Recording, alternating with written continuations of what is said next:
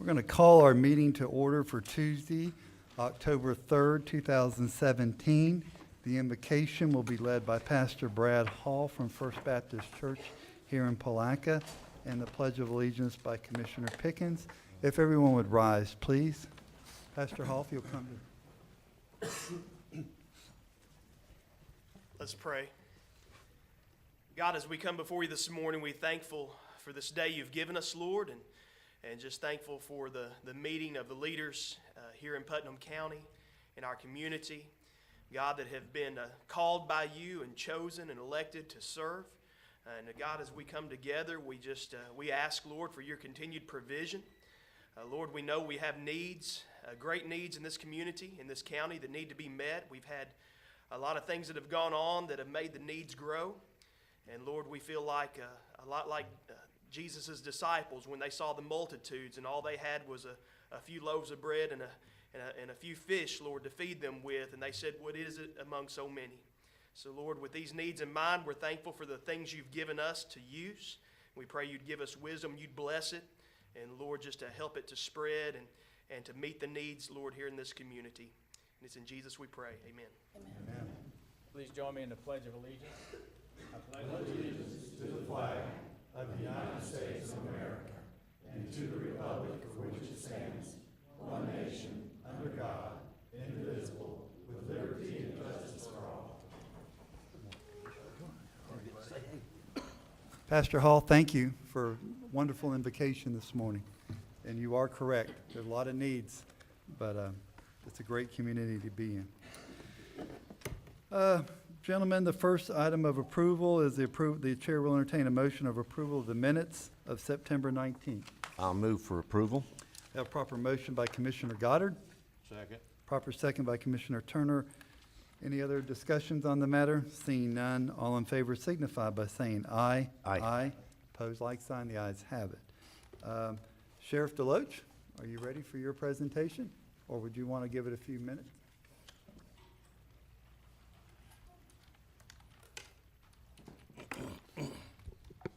We actually have a total of 4 awards to present today, one of which will be presented by the Sons of the American Revolution. Their representative is running just a few minutes behind, so I'll go ahead and proceed forward with the others in anticipation of his arrival.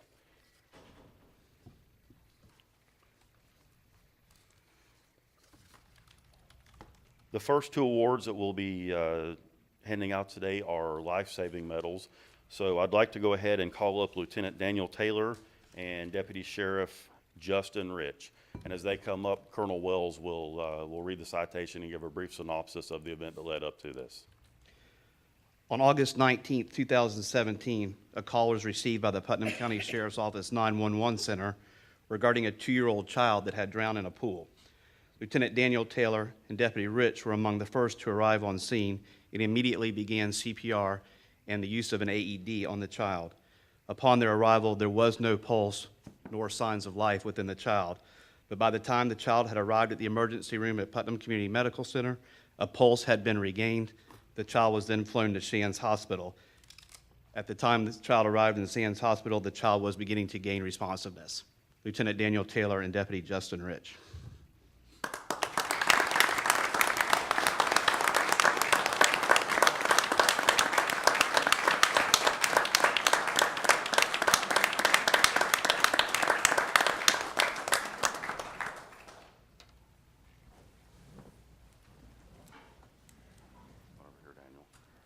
Daniel, in recognition of your efforts in saving this child's life, there is a life-saving medal that is to be worn on the left side of your uniform over your heart, a copy of the original recommendation for award, and a certificate of commendation.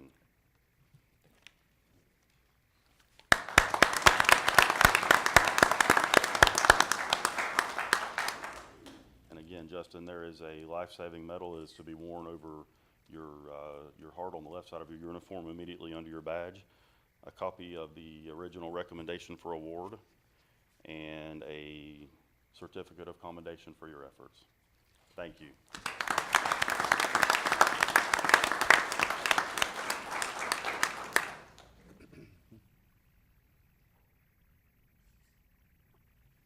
Sheriff. Sheriff.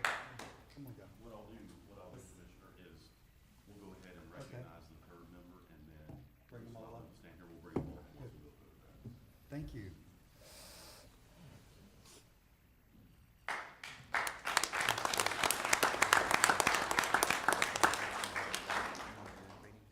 Well, I'll go ahead. I'll go ahead with Jowers.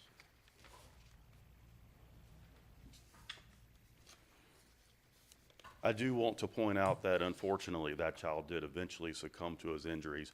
However, through their heroic efforts, these two deputies gave this child's family the ultimate gift and gave them an opportunity to say their final goodbyes to this child before he succumbed to those injuries. So they're to be commended for that. The next award to be given out is to Deputy Thomas Jowers, and it's a life-saving medal. Again, we'll ask Deputy Jowers to come up and ask Colonel Wells to read the recommendation. On September 3rd, 2017, Deputy Jowers, along with other members of the Sheriff's Office, were in the area of State Road 19 and Reed Street when they heard what sounded to be a car crash. When they arrived at the area of State Road 19 and Reed, they discovered a horrendous crash where one of the vehicles was engulfed in flames. As they began to evaluate the patients in both vehicles, they realized that the vehicle engulfed in flames contained a patient that was still alive. Deputy Jowers rushed to that vehicle and was able to remove that person from the burning vehicle. The subject was then transported to Shands Hospital Burn Center and has survived those injuries thanks to Deputy Jowers' timely assistance in removing him from a burning vehicle. Deputy Thomas Jowers.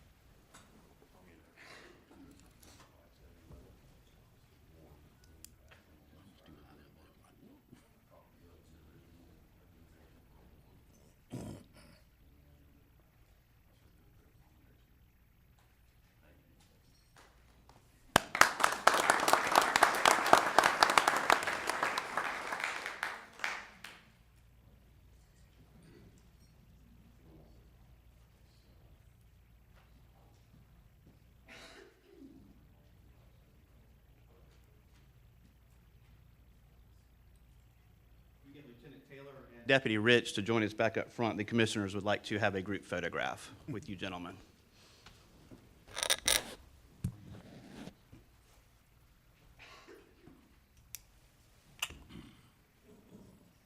Yeah, we'll come down there.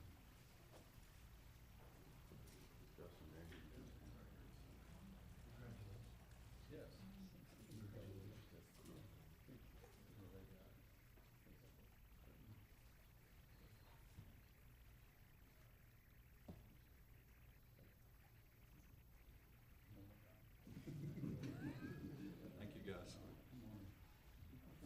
All right, Joel, turn your shoulders. Need to. Make everyone look short. One more.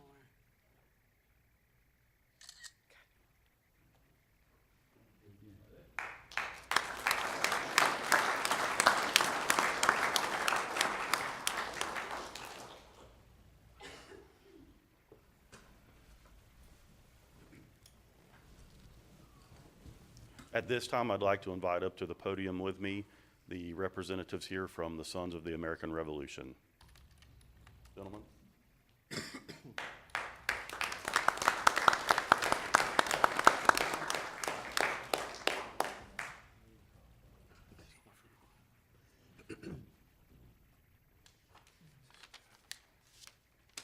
sorry we're a little late this morning. Fine. We kind of got held up in the traffic and the school buses and whatever. My name is William Roberts, and I'm the registrar genealogist for the St. Augustine chapter of the Sons of the American Revolution. And with me is Mr. John Brown. He's our public service and heroism chairman.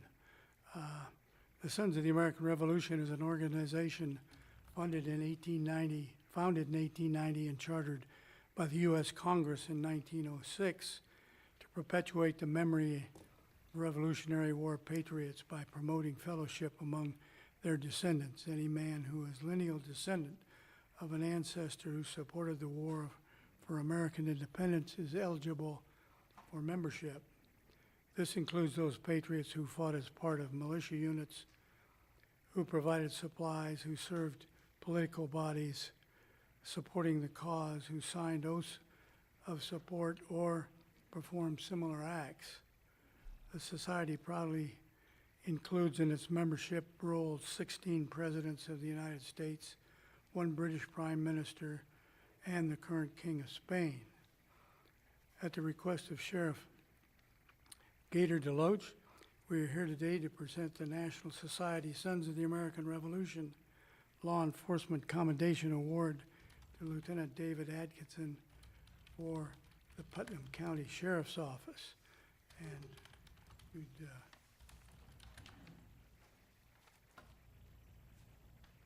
As Lieutenant Atkinson comes to the front, very briefly, this account of Lieutenant Atkinson's accomplishments through his career at the Sheriff's Office could be lengthy, but we'll try to make it very brief. Briefly, Lieutenant Atkinson began his distinguished career with the Sheriff's Office in 1999.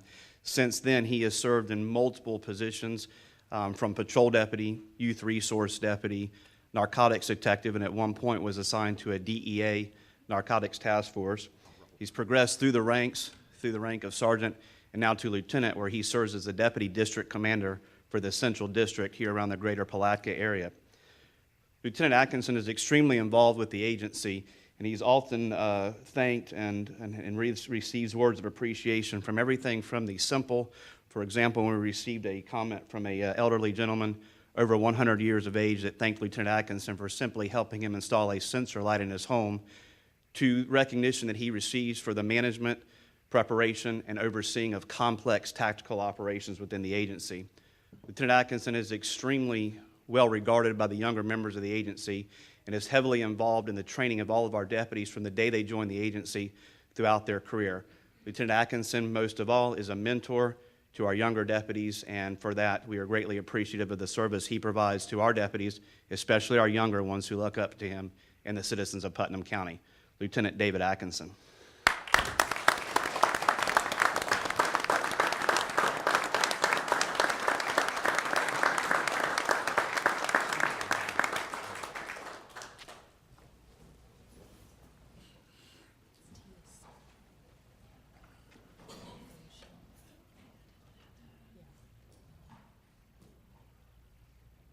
Yvonne. I want one with Dave. Y'all know this is my nephew, and I'm proud of you.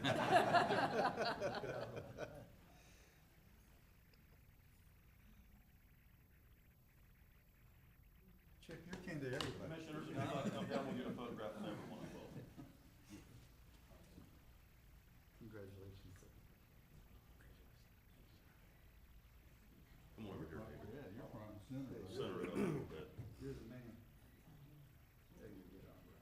All right. Okay, I'll get on. Don't know the routine, turn them shoulders.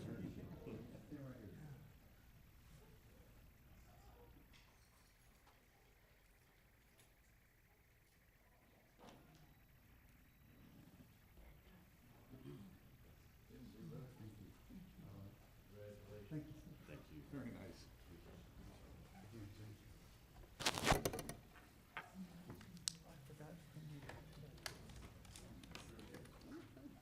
Sure roll.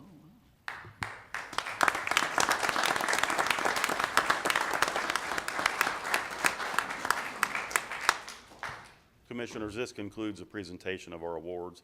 As always, I'd like to thank you for allowing us the opportunity to come and publicly recognize these young men and women for their excellence and service. Thank you, Sheriff. Thank you. We appreciate it. Thank you, Sheriff. Yes. Very great part of our meetings, and we look forward to that. I'm going to take a point of privilege here, gentlemen, if you don't mind, and bring up Skip Kramer with the American Red Cross and Quincy Masters, if you'll come to the diocese, please.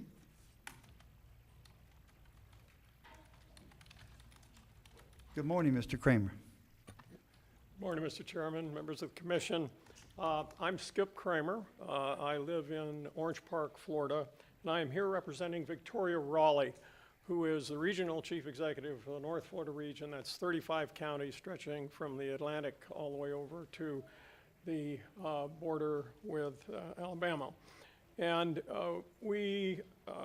she is regrets that she could not be here this morning. She wanted to come before the commission as quickly as possible to extend her thanks, but unfortunately this morning she has the contractors at her house because she was a victim of Irma, and not only Irma, but also followed by the nor'easter that recently hit and added more water into her living room through her roof. So I am her volunteer partner. My title is as a community volunteer leader, and Quincy Masters is community volunteer leader here representing Putnam County.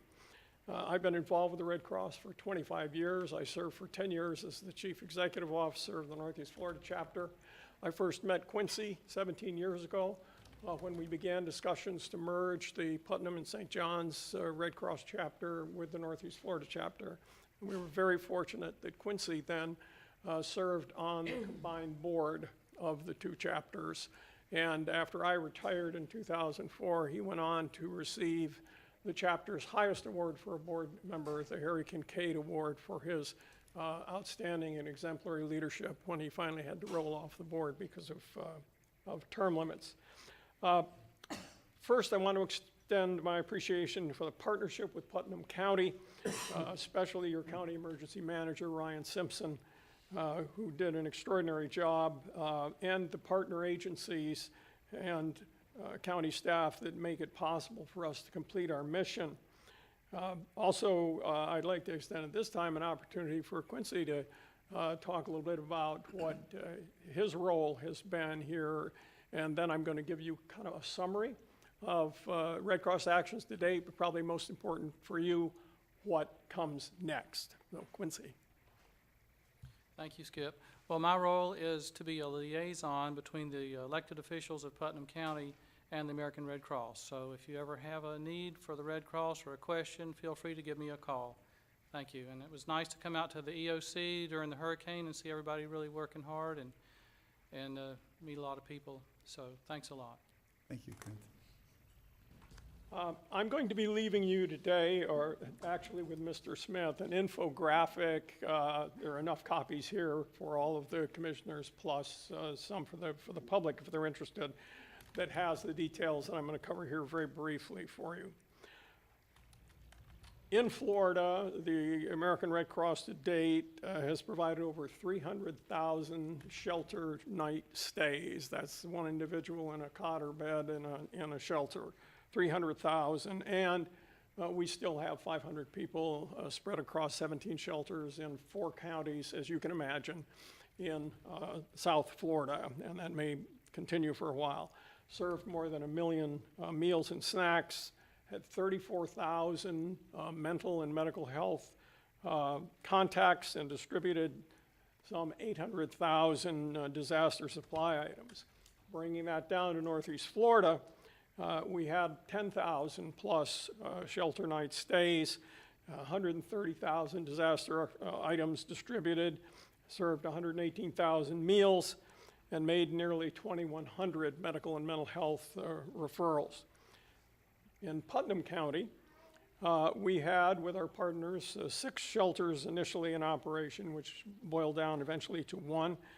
Only 11 overnight stays, but very often, for those of us who've been around a while and experienced things like wildfires, people will come to the shelter, sometimes have their meal, but they really want to be in their homes. So that number doesn't surprise me. On the other hand, we served 5,600 meals and 3,900 snacks, and Commissioner Label reminded me to bring more Oreo cookies next time. And we had 44 medical and mental referrals here within the county. We've moved now out of the disaster relief phase to Red Cross's next phase, which is disaster recovery, where we will address the needs of individual clients for their longer term recovery. A key part of this is what we call direct client assistance, or DCA, where we can provide financial assistance to those affected by the hurricane. The parameters for qualifying for that aid and the process for applying it are being set up now, and I expect that that will roll out imminently. We do know that we will handle the cases individually, sitting down with the clients, determining what the resources they have and what Red Cross can help with. We will be working very closely with your county emergency manager, Ryan Simpson, as we implement our DCA program. Again, we want Victoria and the entire Red Cross organization wants to thank the leadership here in Putnam County for their partnership in the relief phase, and look forward to continued partnership as we move on into recovery. And all of this to be able to serve the clients here in Putnam County. So again, thank you very much. And Victoria again extends her regrets she could not be here. If you would want a more detailed presentation, she would be happy to come down later, but it would be, I think, well after the event, and we did want to get before you as quickly as we could. Thank Thank you, you, Mr. Mr. Kramer. We appreciate that. Commissioners, any comments, questions? Just a big thank you. Shelter management is so key. You kind of new commissioners probably saw that very well this time. Well, Your it's a- service is invaluable. It only works if the community is behind us, and for that, we are very, very grateful. At this time, I'll pass this information to Kim Smith. Thank you. Mr. Masters, thank you also. Yeah. Saw you many times in EOC. Thank you very much. All right, the next item on our agenda is our public comment period. This portion of the agenda is designed to allow citizens an opportunity to bring matters to the attention of the board. It is not reasonable to expect that the board will engage in debate or deliberation about matters on which the board has received no prior information as part of the agenda. Please limit your comments to 3 minutes. We will keep score. Public comment cards are conveniently placed in the meeting room entrance and should be submitted prior to the meeting to the deputy clerk, who sits at the right of the podium. I would ask you to follow the pledge of civility, not to attack any commissioners, and we are going to move this along because we have a 9:30 certain meeting that we're sure of we're going to be a little bit late at. So thank you.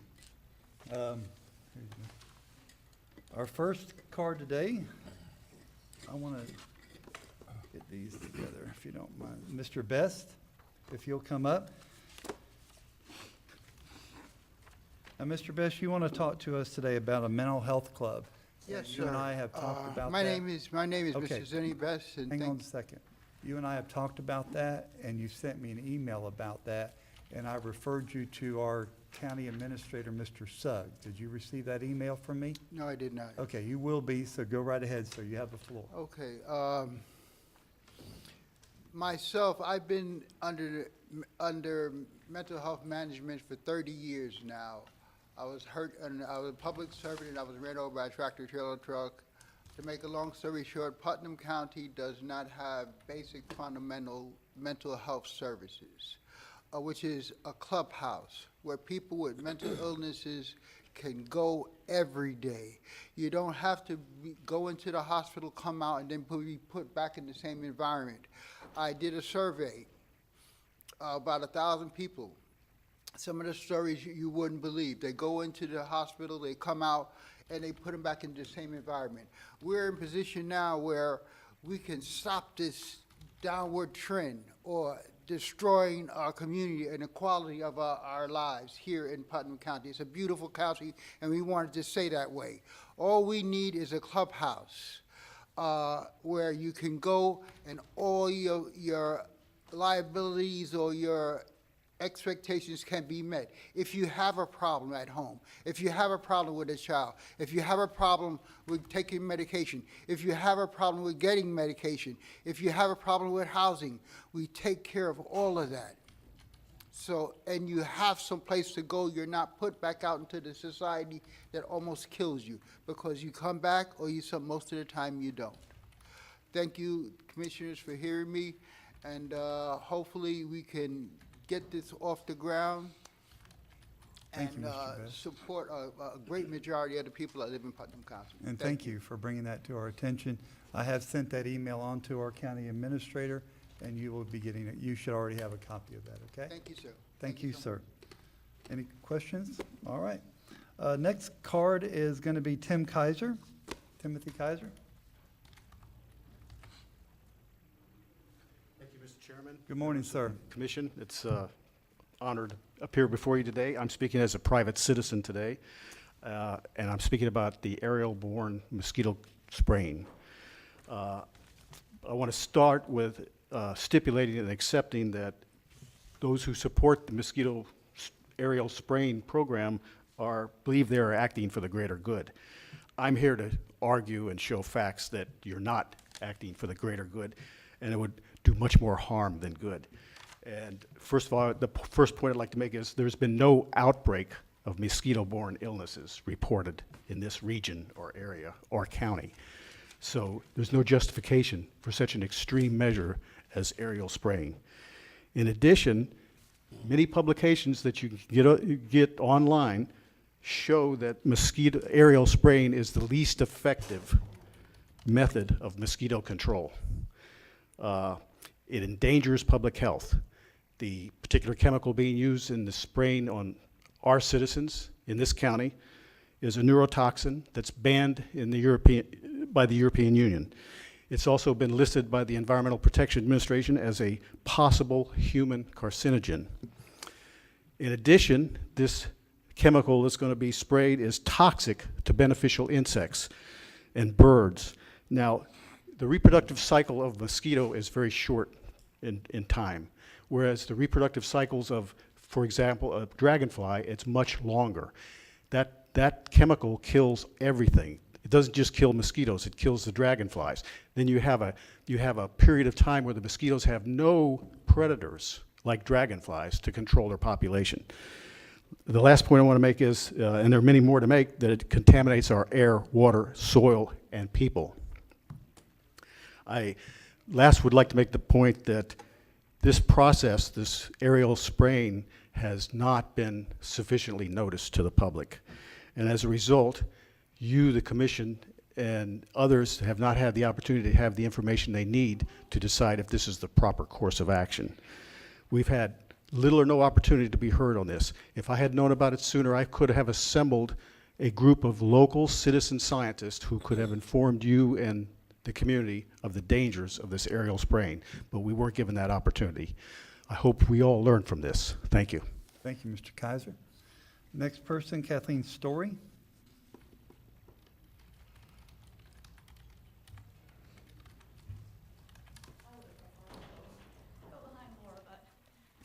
I'm Kathleen Story. I live in the city of Palatka. Thank you, Mr. Harvey and Mr. Suggs, for meeting with us at the last minute on Friday.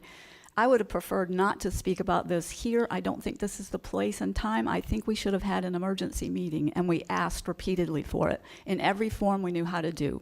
Emails, phone calls. Our group rose to 209 people who are against this. Nailed spraying. I'm not against mosquito control. I know the necessity for that, but I feel like we brought out cannons for an enemy that's not there. We don't have the disease-causing mosquitoes. Sorry, I'm directing this to Mr. Harvey totally. I just think we did not get enough thought about this. I don't know if it's because the money could only be spent for nailed spraying. I know the county's broke. I understand about, needing money to do this, but I would request, to make it short, an emergency meeting, or now I guess it won't be an emergency meeting, because as far as we understand from posts last night, people did get sprayed despite the wind and the rain, and you're not supposed to spray within 24 hours of a rain. I think we should discuss this. I think you should get more information about the people who are against nailed called, but that doesn't mean that there's an enemy of us versus them, the people who want mosquito control and the people who don't, which you're maybe thinking we are. I think we should have mosquito control, but it should be the right mosquito control. I think we need better alerts for people, like there's a little boy here today who's had a chemical exposure. Those people need to know when this is going to happen, and there was so much confusion about this. We were emailing constantly and posting, trying to find out, are they spraying there? Did you get sprayed? Is it happening tonight? did the beekeepers get alerted? Are they covered? Are the bees covered because it kills bees? We just need better communication, and I think we need a better time to discuss it, and thanks for listening. Thank you. As you can tell, I don't do this. Okay, thank you. You did fine, Ms. Story, and we appreciate it. Let me say, I don't go by how they kind of get mixed up when they get handed to me, so that's how they kind of roll. Ms. Sherwood, you're next, please. Karen Sherwood.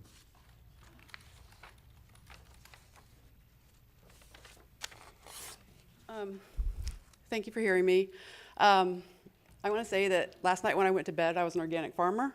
I woke up this morning, I don't have a job anymore. My farm, there's nothing on my farm that I can sell to any customers that I have. I neither should nor would sell to any customers I have. I'm now unemployed. I'm a widow, and I have a daughter that's applying to college. And I'm extremely upset about this, and I would have at least felt some sense of civic duty if we had had some sort of dire health emergency. I would have understood that. But I feel like this was for nothing. And I also realized last night that so many of the other people that were opposed to this around the county didn't have an extreme mosquito condition. Like, I thought that, maybe I was just the only one that didn't have a bunch of crazy mosquitoes. I only had them at dusk and dawn, and I'm like, I've had mosquitoes much worse than that before. And I just felt like, first of all, we weren't having crazy mosquitoes, apparently, over much of the county. And now I've lost my business, my income, and my livelihood of 18 years. So I just wanted to make you aware of those consequences. There's many more. There's many health consequences. There's, all kinds of devastating things that other people can bring up because I'm well aware of them. But just wanted to let you know. Thank you. Thank you, Ms. Sherwood. Elizabeth Bacon-Smith.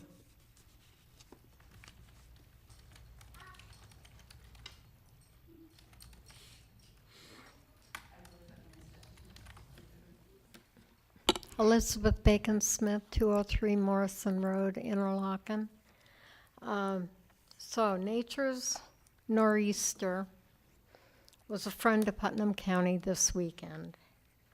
I heard planes going back and forth last night, which means our Putnam County commissioners were not Putnam County's friend. Whose friend were you? Who's running the planes? Whose planes are they? There's no excuse for aerial spraying with knowledge without having a special meeting called to discuss safe alternatives. You've known since September 18th that this spraying was planned. Larry Harvey, you knew as of Friday afternoon that you had the power to call a special emergency meeting. I'm not going to do personal attacks, and that is not true. I beg to differ, but John Spells and the Reverend begged for years to get the ditches near them addressed regarding mosquito dangers. Nothing was done for years, if at all. I've been absent from meetings, so something may have been done now. Any danger to bees and butterflies is a danger to all of us, and knowledge is. Thank you, Mr. Nora Blunt.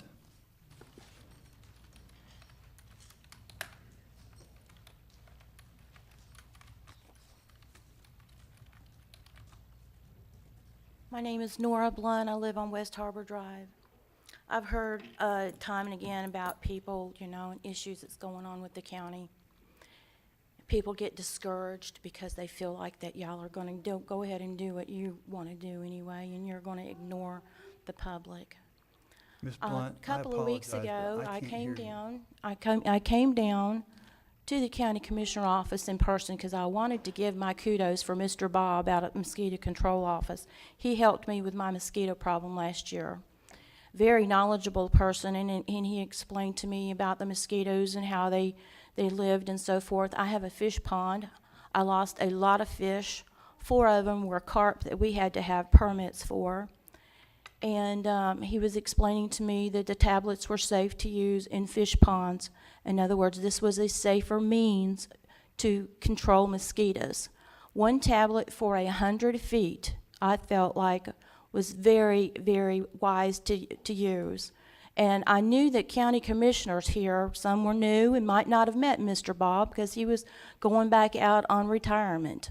So I took my time. I thought I did my civic duty to come down here and explain this situation to Mr. Goddard and to you, Mr. Harvey. And I feel like I've been seriously let down. Thursday, I spoke with Mr. Chip Leibel. He said he needed to have a hard document in front of him where this spray had hurt anybody. And then you heard the outcry from the community. We wanted an emergency meeting. We needed to have that dialogue with you. I have a daughter that's going to have a baby in the next 2 weeks. This spray doesn't leave her body. It can cross the placenta barrier. We have got issues like this that we have to look at. And time enough is hard enough when you have a Hurricane Irma and all the devastation that's left. It might not have left me a lot, but by George, I care about my fellow citizens. And I feel like you have seriously left us down. And I think you still need to have an emergency meeting. We need to know the after effects of this and how it's going to be cleaned up, how our funds going to be set aside for these young children that may have ADHD because of it. And what furthermore we're going to do in the future. Well, how can we go on as a community and say, we're going to do better next time? We're going to use the pellets that are safe for our fish. This now, it can get rid of 22 of the 27 endangered species. We are entrusted a lot. The Agriculture Department, the Health Department, Environmental Protection, they are all putting this on your shoulders. All of you, on your shoulders. It's a lot of responsibility, and we have to be better informed than this. And if we have got citizens out here saying, here, I've got this information for you, don't disregard us. Thank you, Ms. Blunt. Appreciate it. Laura McGibbon.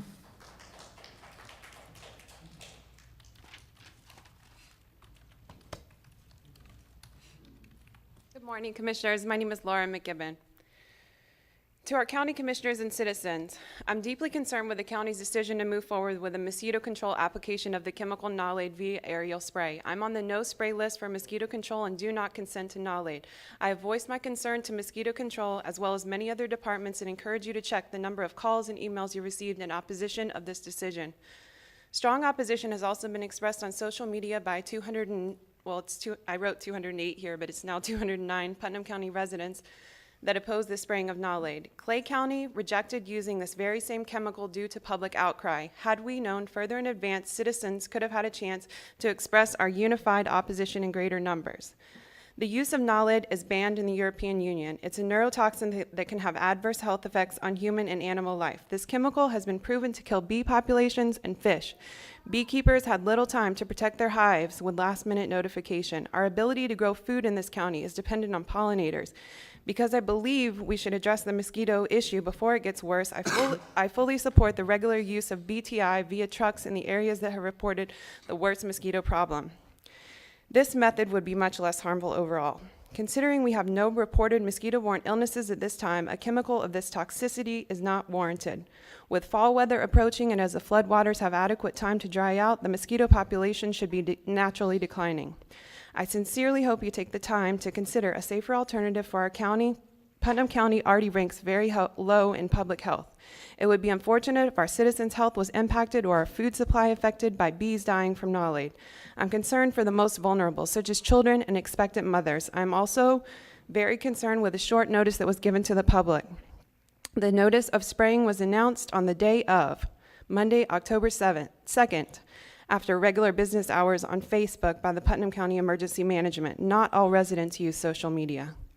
Those who were unaware of the last-minute decision to spray on Monday, October 2nd may have been out during the time of spraying and may have been exposed during the early morning hours following on Tuesday, October 3rd. Inevitably, bees, other insects, animals, humans, fish, and our environment could be negatively impacted. Spraying Nalade along the St. Johns River and other waterways could contaminate the water. We have flooding in many places in the county, and the Nalade label indicates not to spray near bodies of water. In Putnam County, our natural resources are an asset and deserve protection. Many people from around the county are reporting that the mosquito problem hasn't been that bad and is tolerable at this time. The weather in which the aerial spray was chosen to be done Monday, October 2nd, was rainy and windy. These conditions were not favorable for spraying nolade because it can drift and contaminate waterways that could potentially kill fish populations.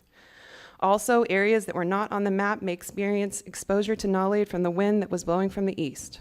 The label indicates it shouldn't be sprayed in winds over 10 miles per hour or 24 hours after sustained rainfall. From my understanding, if the chemical nolade is applied during rainfall, it can take longer to dissipate than drier conditions. The county's mosquito control department should be focusing their efforts on the places that are reporting the worst problems or the mosquito populations that are the largest instead of treating vast areas with nolade. Going forward, direct treatment of the worst areas with BTI, which targets larvae, would be more effective than treating the adult mosquitoes with nolade. If a lack of funding in our county mosquito control department is what primarily motivated the decision to move forward with applying nolade, then the funding for that department may need to be reviewed so in the future we may be better prepared. I've been disappointed that our request for an emergency meeting last week on Friday, September 29th, was not granted. The citizens deserve to be heard before the decision was made to go through with the spraying of nolade. We need accountability on the part of the Board of County Commissioners in order to hear the legitimate concerns of the local citizens rather than blindly accepting funding from the state. As concerned citizens, we understand that it is the county commissioners that ultimately decide whether or not aerial spraying of nolade is continued. Should the board decide that Putnam County doesn't want nolade and chooses to research safer alternatives, then they must notify the county administrator and Representative Bobby Payne as well as the Department of Agriculture. Ms. McGibbon, we need to wrap this up. Last paragraph, sir. For now, please stop or postpone future aerial spraying of nolade until further consideration and research is done towards finding safer alternatives. Going forward, we need measures in place that allow citizens to weigh in on parts of the state funding that our county accepts during times of state of emergency following hurricanes. When these state-provided services directly impact the lives of citizens and our irreplaceable environment and ecosystem, we deserve a chance to be involved and a means to express our concerns in an open dialogue prior to the decision being made. Thank you for your time and consideration. I'm also including copies of scientific references of this chemical, as well as a copy of my letter. If you'll give that to Tony, our clerk. we'll Thank you put for your it in the time. record. Thank you very much. Marlene Atkins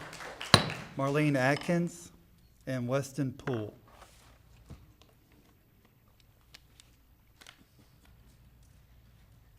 Good morning. I'm Marlene Adkins. I live off of Coral Farms Road in Florahome. This is Weston Poole. He will be 3 in December. He was exposed to poisons in utero. He didn't get to make choices whether he was exposed or not. He was born at 25 weeks gestation, 1 pound, 9 ounces. He was again exposed to chronic exposure to poisons unknown to us, and I found him without a pulse, not breathing, in August of 2015. I performed CPR. Vitals came back. He again lost consciousness, stopped breathing, and lost a pulse again. I performed CPR until his vitals came back. It happened a third time. I did this until EMS showed up and took over. He was taken to Putnam Community Medical Center. He was then life-flighted to Shands. I am fortunate that I have this blessing, and this is my gold medal. This is my gold medal right here, and I'm fortunate to have him. He didn't choose this exposure. He didn't choose the exposure last night. We don't know all the facts because we are not getting full disclosure. We are not getting information in a timely manner. That's where I began this journey. And then upon some research, phone calls to offices, being told they are not in the office today, emails, phone calls, no one returning my calls, and then another day, they're not in the office today. Well, that's not so-and-so's job. I will not name names. I need to refer you to this office. Well, that is not our job. We cannot call an emergency meeting. We don't have that power. you need to call so-and-so. Well, we can't stop the aerial spraying. So-and-so has to contact the Department of Agriculture. What I found is people hiding under desks, behind doors, when they actually were in office. We confirmed that. And people saying that's not my job. Well, I want to know what your jobs are. What did you do yesterday? Aside from this meeting, what will you be doing today? What will you be doing tomorrow? What are our tax dollars going for? I didn't want the spraying. I didn't have a choice. I didn't know. I would like I would like everyone to be more educated on this particular poison that we were gassed with. And all I ask is if you all don't step up, that you step out. Thank you.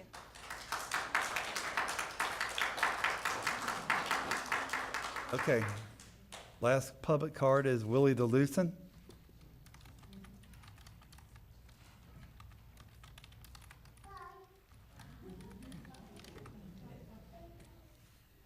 Good morning. I'm Willie Thelozin, 129 East Cowpen Lake Point Road, Hawthorne. As a citizen of Putnam County, I'm very upset that we've been exposed to the nailed spraying without any notice.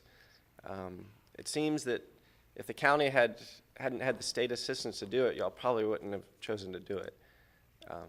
And probably would have had citizens' input beforehand. And I'm very upset. I know many friends, neighbors. I haven't talked to anybody that's in favor of it or was in favor of it. I don't know if it's going to happen again or not. Hopefully not. It's very scary, as you've heard, what it does to people's livelihoods, their families, their future children. You know, the wildlife just could be extremely detrimental. I talked to somebody from the emergency services department yesterday, and he assured me there'd be something on the website, the county website, that would state whether or not they were going to spray last night. I checked multiple times. I checked after the spraying had happened. We didn't know until we heard planes coming over that it was even going to happen. They said it might happen, but we'll put notice on the website. There was nothing.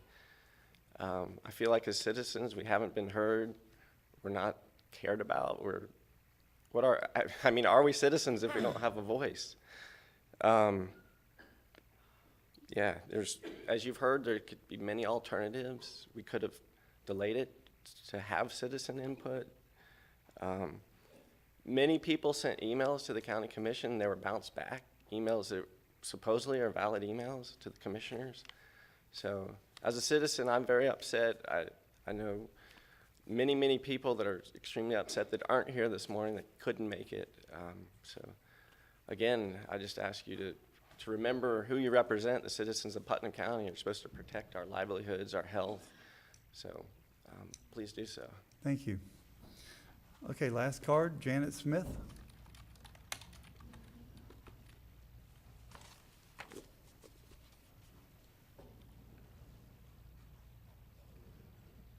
Good morning. Good I morning. apologize for my rubber boots, but this is how I live these days because we are once again flooded. The flood that we had in Willaca did indeed go away for about 2 days, and we have it back. And when I compared pictures, it is very similar to what we had about 1 week out of the hurricane.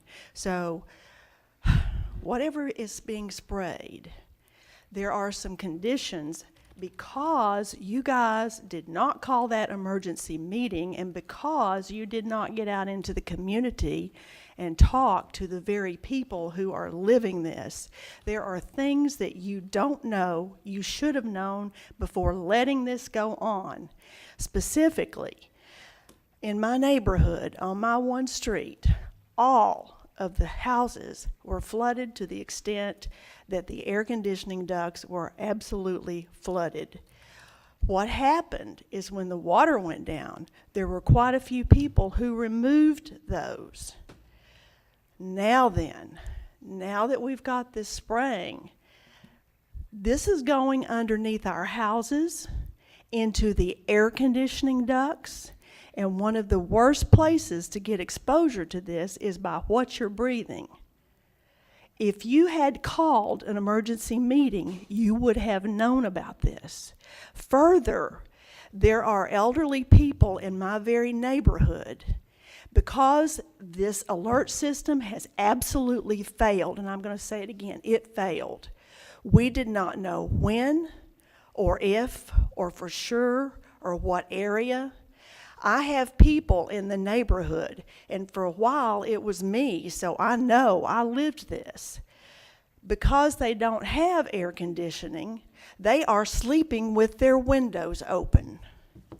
Now, last Friday night, I was asleep and I was awakened by a plane that went over.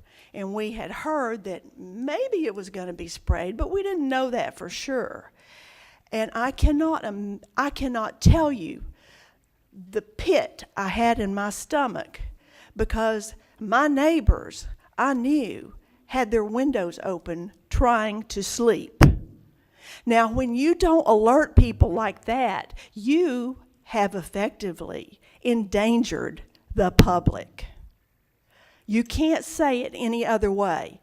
The failure to call an emergency meeting and the failure of your alert system has endangered people when it didn't need to. This needs to change. It's time for this county to quit reacting and be proactive. You had the power in your hand. There is that ordinance. You all know it, and we all know it. You could have called the meeting. Thank you, Ms. Smith. That's the end of our blue cards. Is there anybody in the audience that would like to speak? Please come up, state your name and address for the record. Thank you.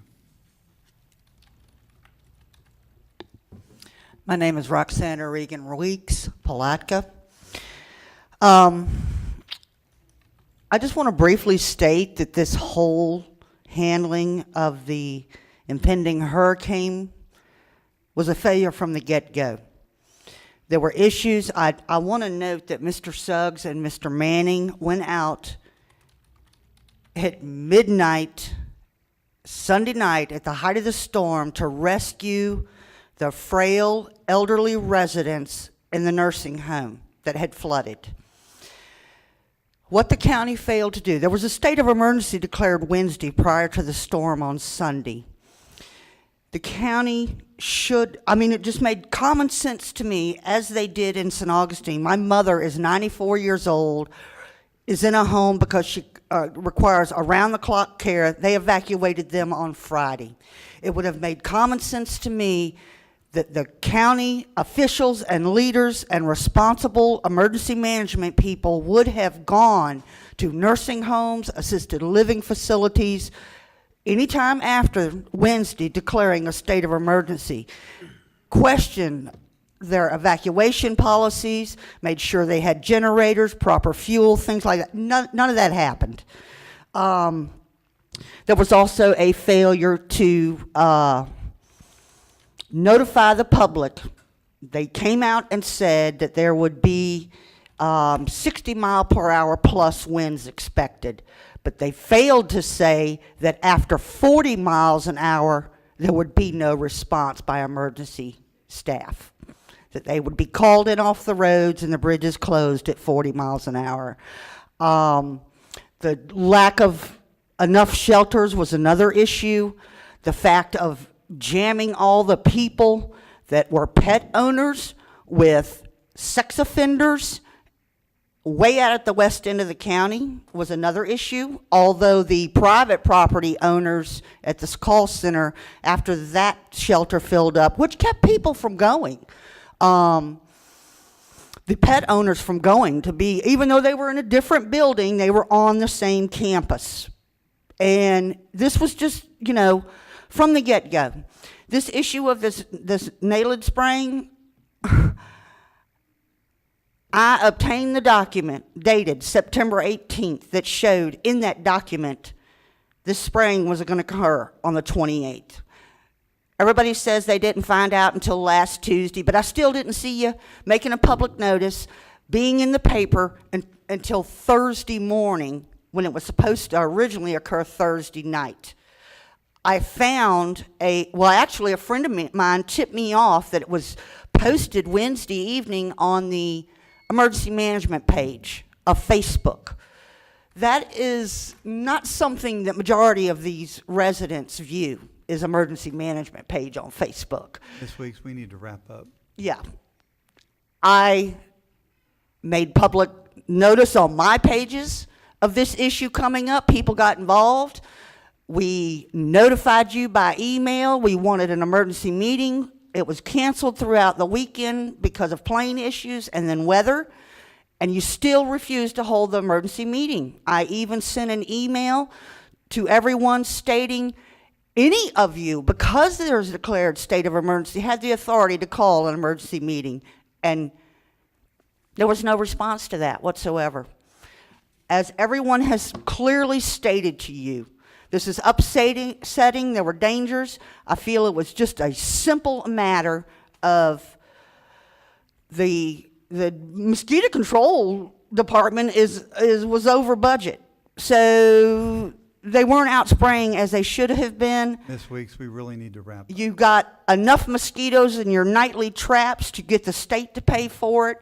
You failed to notice us, and we're just really sick of that's how the way this county is run, and you're ignoring public concern. It is not hysterical social media. It is not. We had a right to have a discussion about this, and you just totally ran and blew us off. And thank you. Thank you, Ms. Weeks. Okay, that's the end of our public comments section. We're going to close that section of our meeting. Will there be spraying tonight? Can we find out right now if there will be spraying tonight so we can prepare our homes? The spraying is over in Putnam County. Okay. All right, we're going to move to our consent agenda. Commissioners, or is there any items you wish to pull? I'm sorry, I've closed that section off. Yes, I have none, Mr. Chairman. Okay, we're done. We're moving on. Okay, consent agenda. Commissioners, any items you wish to pull? Commissioner Lible has none. Commissioner Goddard? No. Okay. Commissioner I'd Pickett? like to pull J. Okay, Commissioner Turner would like to pull J. I just have a quick question for Brian Hammond on it. Okay. I'd like to pull E. Okay, and I was going to pull E also. Okay, so let's go in order. Commissioner Pickens, item E, page 20. I just wanted to have press come up and just explain the whole scenario of Holloway Road and why such an expense for such a short piece of pavement, I guess. Yeah, that was my question too, Mr. Tompkins, so. Good morning, Press Tompkins, Public Works Director. We have been working on Holloway Road for quite a while with the DOT. This is actually a DOT SCOP grant. And what we had to do, this is a little bit more than our normal residential type road. We knew this had heavy truck traffic on it, so it was designed for truck traffic. We have 3 inches of asphalt, 8 inches of base, and 12 inches of stabilization under that. So it is a very hefty road. That's why the price tag reflects that. The other consideration is from 100 to the bridge is approximately a little over half a mile, but it has 56 feet of elevation drop. So due to that, with the engineering firm, it was determined that we will use concrete ditch paving to control the erosion of the road, and that added to the cost also. So these were the factors that went into the design of this road to handle the excessive truck traffic on it and the elevation drop on it and the erosion potential. And as you can see from these last 3 storms we've had tremendous road washouts due to elevation changes and the amount of water that we expect on these. Holloway Road, the northern end of it, was actually rebuilt again. When we went out there after the storm, we had stumps that were left from the 50s when it was originally built, sticking 5 feet out of the ground. So that's what we were facing. So we were trying to avoid some of those situations when we paved this road to have the type of road we needed for the type of traffic that was going to be on it. That was the cost. It did come in under the DOT budget. DOT approved the plans. DOT has also approved the award of the contract. So we've done everything transparent with the DOT, got all their approvals, everything, and the last approval is the board approving the contract for the contractor on it. Okay, thank you. Thank you. Mr. Tompkins, before you leave, I have a couple. Would you- Go ahead. Okay. My concern was the price tag too, but what did we start off on this road? Was it $1.5 million for this road on the grant, or? I believe, We spent a lot of money in engineering so far. we did, I think that was somewhere around 1.2 1.2 million? I was gonna say, I thought it was about 1.2. Okay, all right. And is the state aware and signed off on the reduction of the mileage from 100? Yes, sir, they Because- have. We've done all that through the state, and they've approved everything that we've done so far. Okay. Is there any, on the last page of our packet on here, I saw where Ms. Evans said that there was $925,114.48 left without any outstanding invoices. Do we have any outstanding invoices? Because that would leave us a balance of about $169,000. We have not invoiced anything on the construction yet, so that $900,000 would cover the construction cost of it. We've spent money out of that 1.2 million having the design done.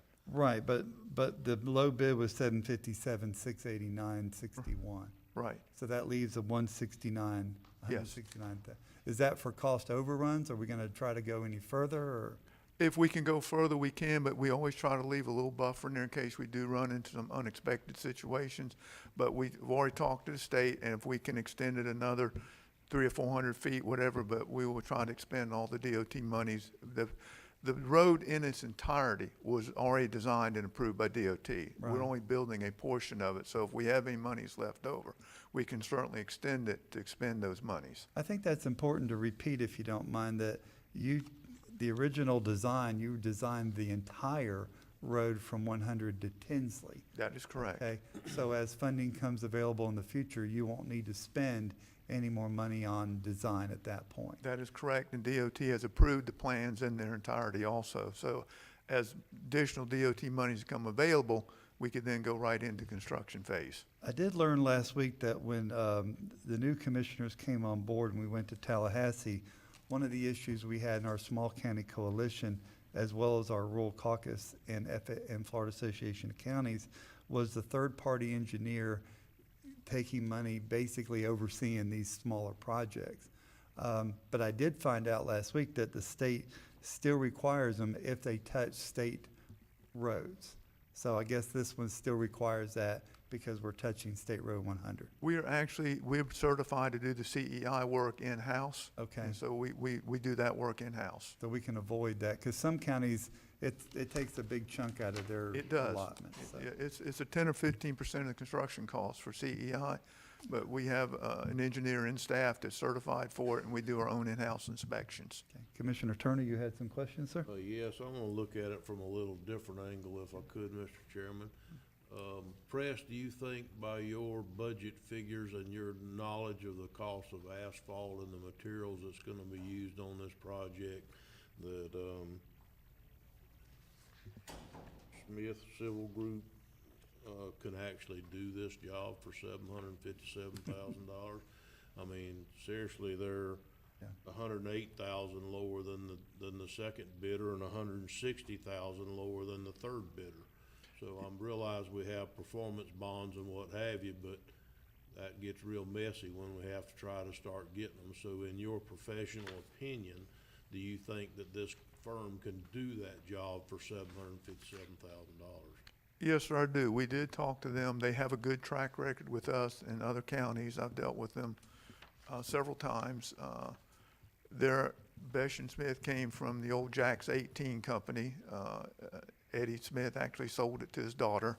So they've been in business over 20-some years. I don't have any problem with them completing the work for the bid that they bid on. Thank you. Thank you, Mr. Turner. Mr. Tompkins, one last thing I forgot to ask. One thing that concerned me on the approval right here of the award is that we don't have any dates on our contract of start and finish dates. Can we start seeing some of that come through when we do these awards? We know as soon as you sign the contract, we give them notice to proceed, and they have 10 days after the signing of the contract to get started, and that starts all our construction dates. So once you approve the contract, we put those dates in it. Okay, all right. I just kind of like to know them up front if I We can give them to you in the future up front, but that's normally what we wait. Just like the circumstance when a commission meeting gets postponed, then we'd have to go change all the documents. So as soon as you sign the contract and the notice to proceed, they have 10 days from the signing of the contract to get mobilized. Yeah. All right, thank you, Mr. Tompkins, I appreciate it. Mr. Chairman, Yes, sir, I Mr. want to Lyle. pull D. I forgot I wanted to comment on that. All right, so let's go back to item D then. And it's quick. I won't. Page waste- 18 of your packet. Yeah. Give you a minute to get it up. Okay. I I've got just it. wanted to thank Tax Collector Myers, certifying the tax roll this year, but more, I want to thank her. What it doesn't reflect is the additional fees on our businesses for the tax receipt. It will not do that, and I thank you for that. Yeah. And anyhow, anything we can do for our business community is appreciated. And, That's right. I thank you. And not only was it a good thing for our business community, we were spending more money collecting it than we were, so it was a cost savings too. Yeah, let's bring her up. Yeah, please, Ms. Myers, come up and tell us that good news. And Commissioner Chairman, Lible, thank you. Commissioners, thank you very much for the opportunity. I actually was here for D, in case there were questions on the new commissioners of what it means to extend the tax roll. But J, Commissioner Lible and I were talking about is, J I'm in the sense that Schedule. you will not be adjusting BTR fees because BTRs have gone away in Putnam County. The opportunity to say that now is important because we have businesses in our community that do not know that yet, and they have BTRs on their walls as prescribed that say expired September 30th, 2017. So we've been getting calls, people saying, hey, I haven't got my renewal. And our good answer to them is your Board of County Commissioners has eliminated that fee. But to have the opportunity to speak today for your listening audience to be aware, if they're concerned they didn't get the renewal, it is because that ordinance was repealed. So accolades to everybody on that decision. And I'm sorry for the mix-up. No, you're fine. That's all right. Now, again, I brought a copy of the letter just in case any of you have questions on roll extension, but if not, I am glad to sit down. Thank you, Ms. Myers. Thank We you. appreciate it. Excellent. Okay, Mr. Turner, item J, you wanted to pull that, page 97 in your packet. Yes, I just had a quick question for Brian. Mr. Hammonds, if you'll come forward, please. And let me say, as he's on his way, Mr. Suggs, thank you for getting your department heads here this morning. It's very nice to see them all over there. When we have a question, we can ask them directly. Sir. Just a quick question, Mr. Hammond. This is the same one we worked on in workshop, the one that we, last week. So what we have in front of us today, the small $30 raises or whatever, that's what we looked at last week?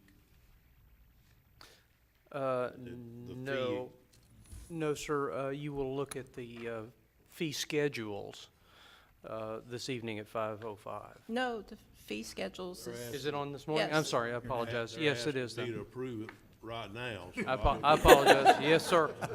I'm just asking, is this the one we looked at in workshop last week? It is. There have been no Has it changes. changed? There have been no changes. Yes, sir. Okay, thank you. That was my only question. Thank you, sir, for getting that straight. Mr. Chairman, I move approval of the consent agenda. We have a proper motion by Commissioner Lible and a proper second by Commissioner Turner. Is there any further discussion on the consent agenda items A, B, C, D, E, F, G, H, and I, J? Hearing none, all in favor signify by saying aye. Aye. Aye. Opposed, like sign. The ayes have it. We will stand recess for 5 minutes. Before you go, Mr. Chairman, when we come back, I'd like to ask our EOC for just kind of a quick, Anthony or Quinn, I know you guys worked hard on this, but if you could just share with the public our response and why we do things the way we did as far as the mosquito spraying went, we'll do that. when we come back. Okay. Will that be all Mr. right? Smith, is that okay? Yes, I just had a comment before you took a break, if I Sure, if please I could, do, sir. because I'm not sure if the department heads are staying, but this really was a request that I needed to pass to Commissioner Turner about Fullwood Road in East Palatka. I just happened to see some citizens this morning, and they asked me if I would please put that name on the roads to be looked at for some serious drainage issues from this past weekend's rain event. Thank you. And we have a transportation meeting. All right, we're going to stay in recess for 5 minutes.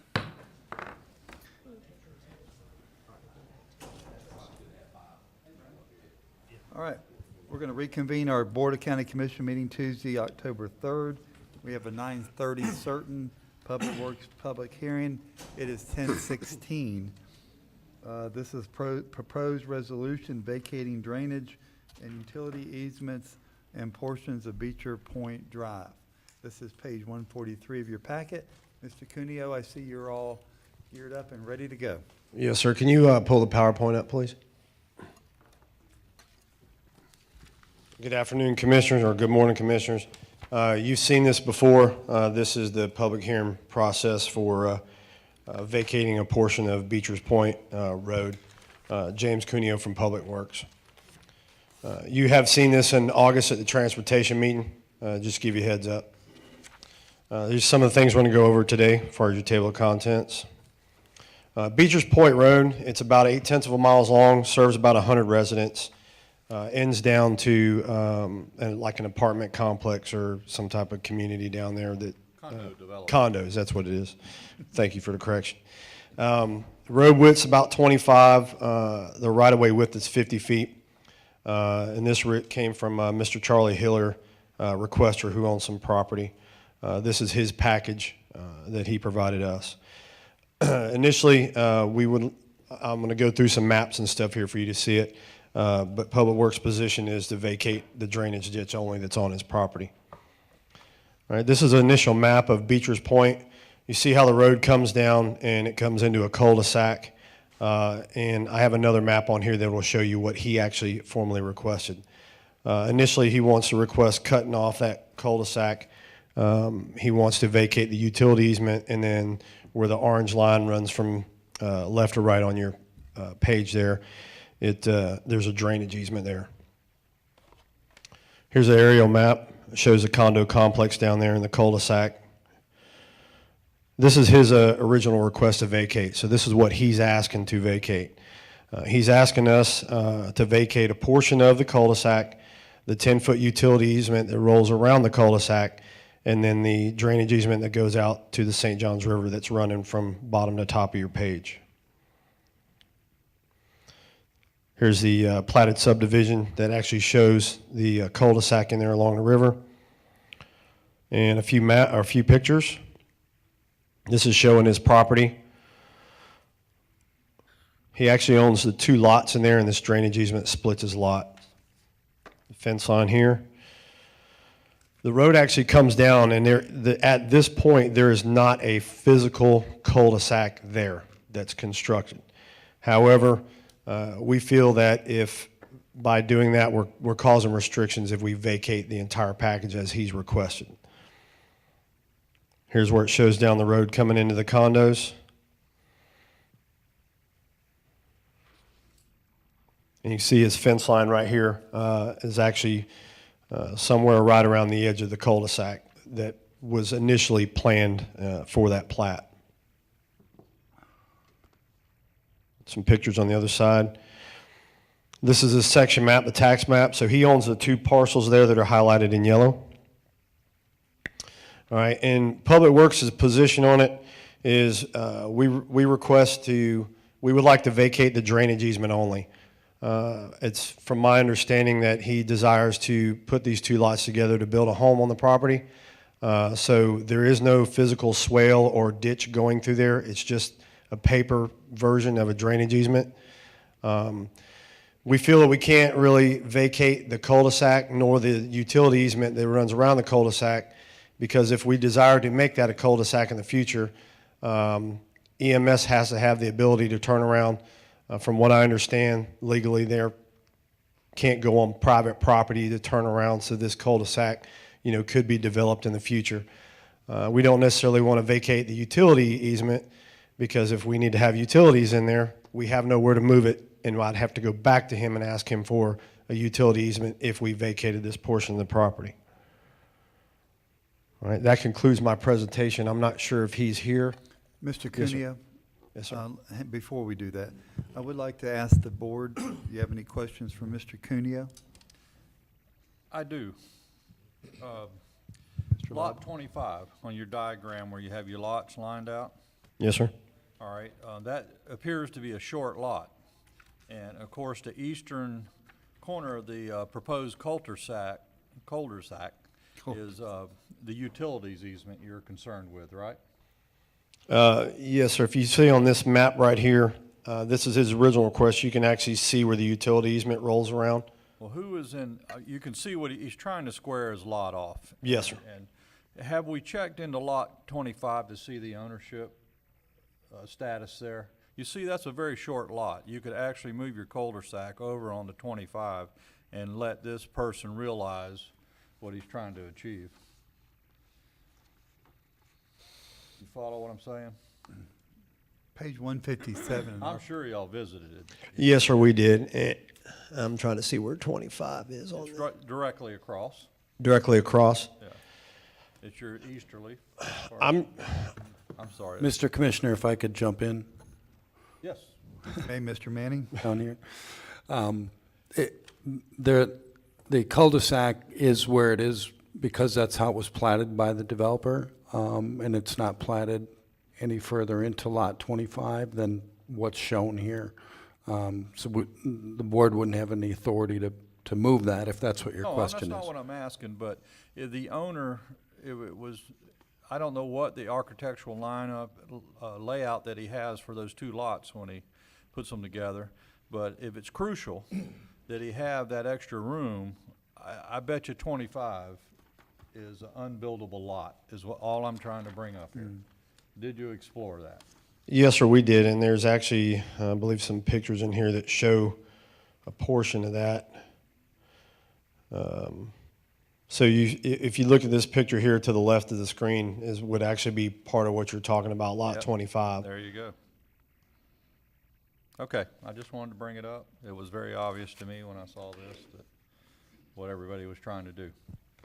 Along those same lines, Mr. Manning, I thought you might cut a check for that lot there, but I don't know, how low is it? along those same lines that Commissioner Lible asked, if we were to try to square up that lot, would there still be enough turning radius using what currently has on lot 25 now?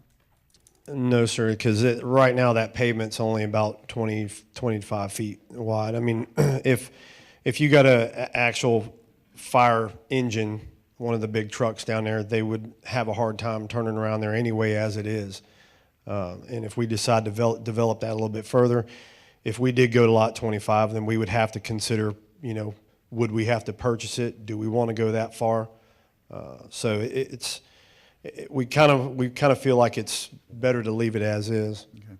My other question is the drainage easement that you are okay with, based on this current hurricane and the northeaster and all the rain we've had, have we looked at that drainage easement to see if it's still, it might be a very viable point down there. Well, I'd kind of like to let Mr. Hiller answer that question because, to be honest with you, I don't know. I know they probably had flooding down an area, but I don't know what his property did. So, Commissioner Lible? as I read through the packet, every one of your lot lines going up to the point that has a drainage Yes. easement. So there's multiples along that river front right Okay. there. So there should be concern about it going down the road, which we just experienced a lot through these storms.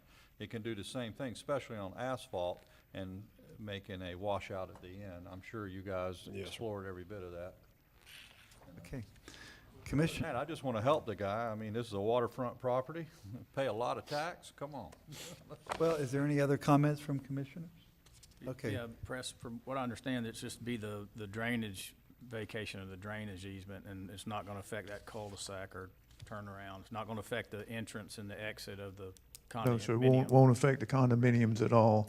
And the Commissioner's right, we have a drainage easement on either side of the two lots.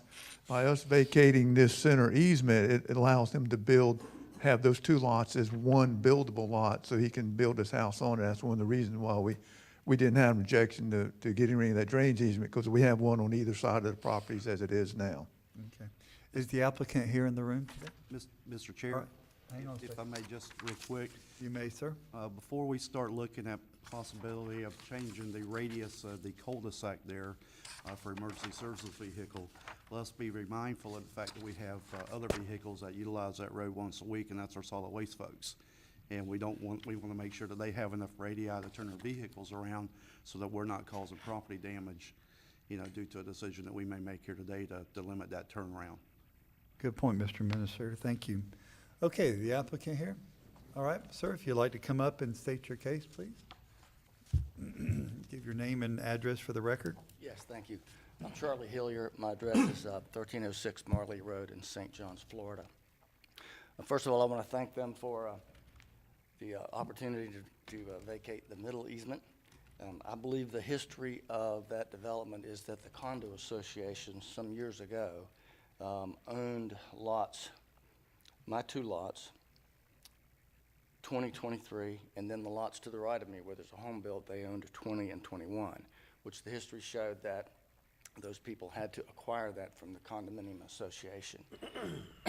And across the street, when you were mentioning lot 25, it is actually boat storage for the condo association. So they own those two lots. And I think they were probably going to develop that because the cul-de-sac indicated that these little easement areas along there would have been underground drainage, storm drains, and there probably would have been a storm drain come out of a curb at the street. I do a little real estate, so I'm kind of watching that as a possibility that may have happened back in the history. But history has shown that they never used those lots, and therefore they were sold to us, to the public. Next door, my neighbor has a normal setback from the original street, which this cul-de-sac creates a hardship for my setback because I've got a setback from this map that was shown, and when the river setback brings me back a little tighter from the river, I have a very, very small building pad to work with. So starting off, that creates a hardship for us. The subdivision was been of record and has been developed for more than 30 years. And during this entire time, no use has ever been made of the easement in question for either drainage or utilities, nor will such ever be made or needed. The utilities servicing said subdivision are located on the easterly 10-foot of the subdivision of said cul-de-sac sought to be vacated. The portion of the cul-de-sac in question has never been paved and has never been used in more than 30 years since the subdivision has been developed. There is more than sufficient width available on the road without the cul-de-sac portion in question for any type of vehicle to get in and out of the subdivision. I submit to you that one of those pictures shows a little island at the end of at the beginning of the condo association that has a little roundabout around it, and for 30 years, big trucks have been able to get in and out of there. Would you bring that microphone to your mouth? We're not there? hearing Okay, you much. sure. We're having a hard time hearing. Okay. it. Bring it Sorry. right up to you. You guys speak right. I was hearing Brandon, myself turn it real up. good. Yeah, okay.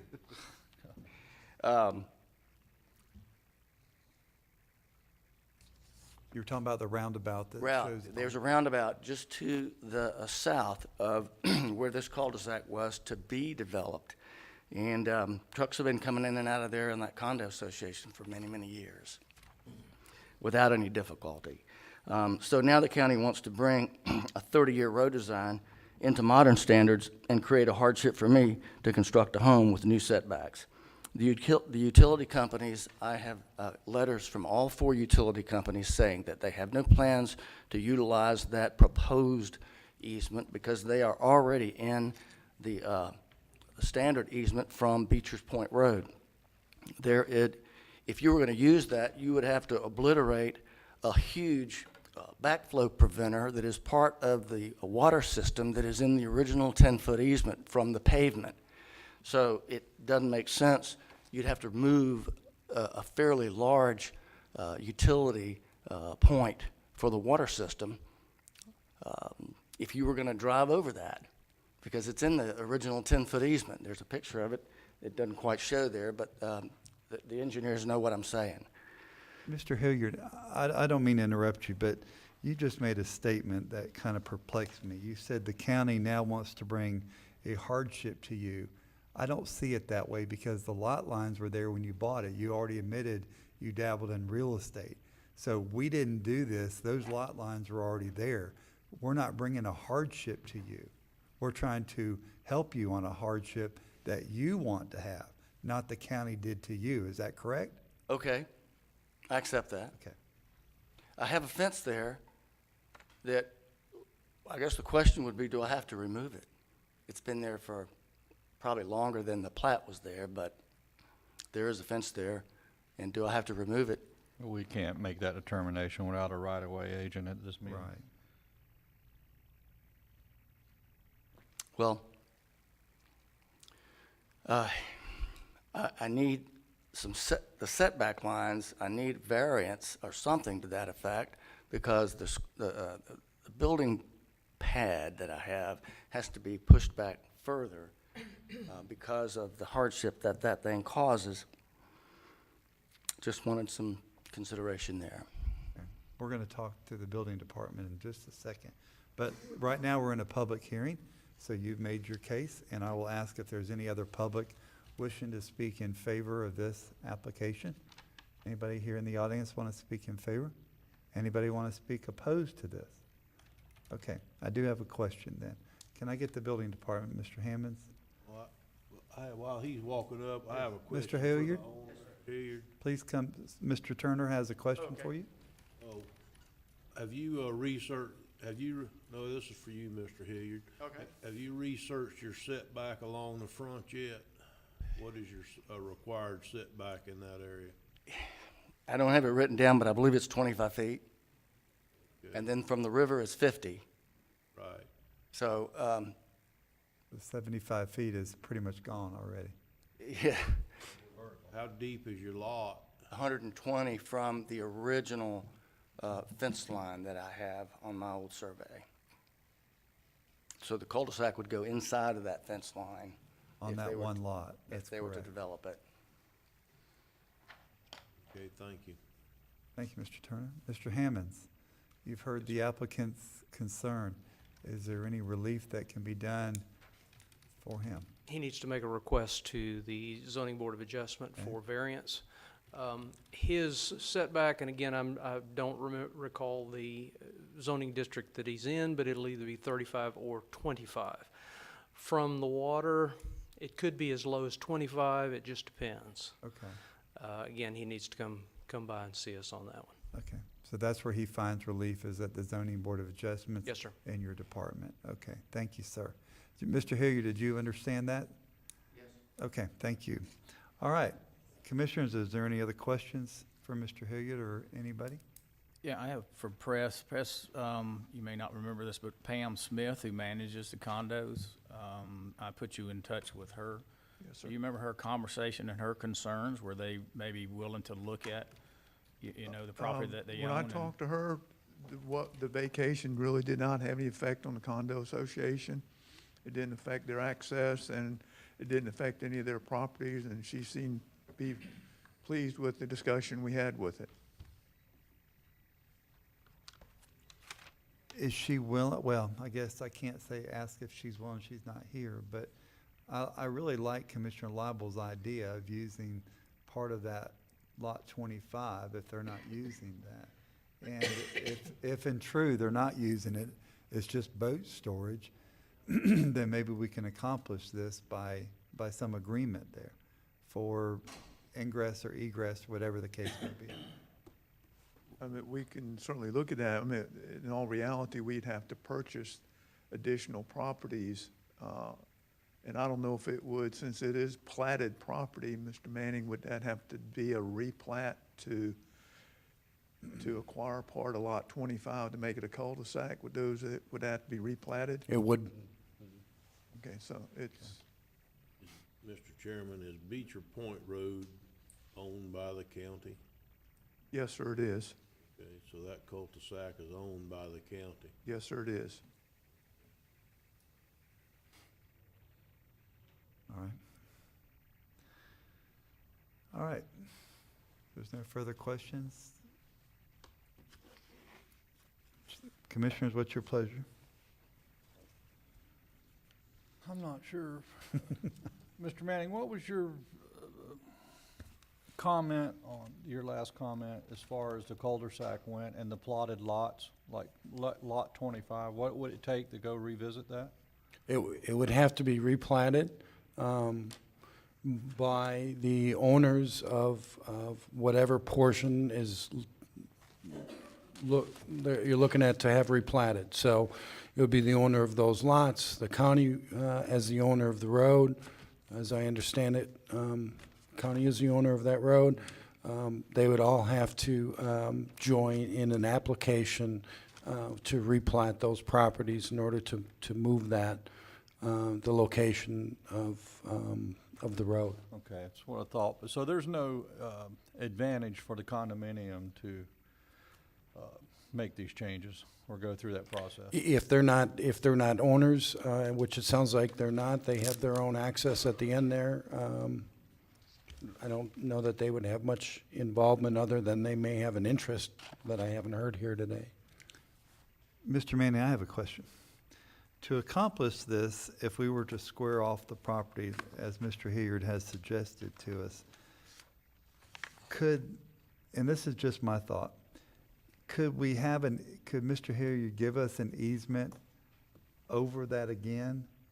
But by moving the lot line would allow for the squaring up of the property and reduction in setback, is my point. So all No, we're I think doing the is moving- setbacks are from the easement. And it wouldn't matter if the easement was given via the plat or via the property owner, if I understand your question right. I'm talking moving the lot lines back up into the cul-de-sac. Right. That would allow for the squaring up and the additional land, okay? And if we could get an easement back, but use that new lot line as the setback. I hope I'm making myself clear. I don't think that would work because the setback is from the easement location of the right-of-way. Not from the lot line itself. Correct. Okay, Mr. Turner. Yeah, I think that the setback would start at the utility easement. And while we can vacate, unless I'm missing something here, it seems like we can vacate the drainage easement because we own it, but we don't own the utility easement, I don't think. And so that would be platted in with the original subdivision plat. So with that being said, I don't think squaring it off is gonna help the man at all, because he's still going to have to miss the utility easement that's still gonna be in the same place even if we square it off. So, you know, I think that, I mean, I'd really like to help him, I truly would, but he's still gonna have that 10-foot easement that's a utility easement that he's gonna have to deal with that we can't do anything about. So I think that his best shot at getting this to be more of a buildable lot than what it is right now would be to go to the ZBOA and try to ask for a variance to make his setbacks less. I don't know that ZBOA has the authority to give him a lesser setback on the riverside. That might be a DEP thing or something, I'm not sure, but front side, they ought to have the authority to look at giving him a setback, smaller setback, and I think it's probably a pretty good chance that he could get that done, especially if they're not using that. If I can clarify, as to the utility easement, if that was also dedicated to the county, and it looks like I'm getting a nod from Mr. Tompkins that is the county's utility easement, and it is not, looking at the documents here, it is not currently being utilized, so the county, would have authority to vacate that portion if it was this board's desire to do so. So it wasn't dedicated to a utility, it was dedicated to the county's best y'all can tell? That is correct. It was dedicated to the county for utility purposes. Mr. Chairman. Changes it. Mr. Lible. With that being said, and these being the two last lots on the line, what would be the need for utilities in the future? I can't really, if the utility company, if we, run water, sewer, or electric, cable TV, or whatever needed an easement, that's what they would put there for. Now, if the facility's already in, you know, if Mr. Hilliard builds there and they want to come in and run the cable TV or electric to them, they'd want to go it underground, they'd want to go in that easement. But they would have no need to go beyond this lot, would they? No, beyond those lots, no, and that's Because what, the condominium has its own that's correct. utility easement. That's correct. I don't know why we can't do it. I know, I'm trying. I really don't, Mr. Tompkins, unless you could tell me differently. I mean, it looks workable. Or Well, James? the thing is, if we vacate the portion of the property in the cul-de-sac, then we can't provide the needed emergency turnaround that we need to provide for it. Because the condominiums are private property. And, you know, we really don't have the right to access that for turnarounds and everything else. Why the cul-de-sac wasn't built in the first place, I don't know, but that's one of the things we're looking at to get that corrected now, because we do own the property to be able to build that prescribed turnaround. Mr. Chairman, may I ask a question? You may, Mr. Turner. I don't know if this should be to you or it should be to Brian, but doesn't our subdivision ordinance say that dead-end roads have to have a cul-de-sac on the end of them as part of our subdivision ordinance? Yes, sir, it So does. if that's the case, if we take away this cul-de-sac, then I mean, the ramifications from it could be bad later on, because of all the people we've made put cul-de-sacs on the end of their roads in the subdivisions. So I don't really see how we could grant this when it would be a direct violation of the basic subdivision ordinance that we have in the county. Well, Commissioner Without Turner, addressing the ordinance. Yes, we're sir. only clipping 10 feet of it. Okay, well, I'm not saying that. He won't have the turnaround room, I'm making a joke. Where's the line drawn? It's either against the subdivision ordinance or it isn't. You bring up a good point. You really do. And Yeah. with Press's turnaround statement, I'm just trying to find a solution for this man, because, I mean, if he's successful, we're I could successful. too, I truly do. Well, I think his relief comes from the zoning board of adjustments that would give, that could potentially give you some setback Yeah. relief there, and then that would, even though your property might not be square, you might be able to do exactly what you want. And our actions today would be right on target. That would be in addition to what we do today. So. Right. And if I may add, that one of the issues that the Zoning Board of Adjustment would always look at would be a hardship issue, and part of his argument for a hardship would be that the increased setbacks are causing him a problem, and he could make an argument on that basis. Would the ZBOA understand that it came out of the commissioners and we wrestled with the fact that it is a hardship, or would they not know that? Perhaps. Okay, thank you. Commissioner, the applicant's got a question, if that's all right. Mr. Hilliard, please come up one more time. Come up here and speak in the The microphone. microphone. That's okay. Could we bring the map up again, this plat, Your original or the plat? the old plat?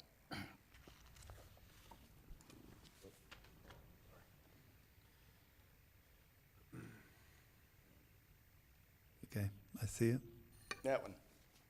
The one that was highlighted in yellow? Or that one? Okay. There is a hard line that is a semicircle that would be the edge of a pavement for a cul-de-sac. I understand that. Behind that is a 10-foot easement for utilities, maintenance and utilities. I have letters from FP&L, I have letters from Comcast, I have letters from the Water Department, I have letters from the Sewer Department who said they have no plans to ever go into that area because their lines are already in.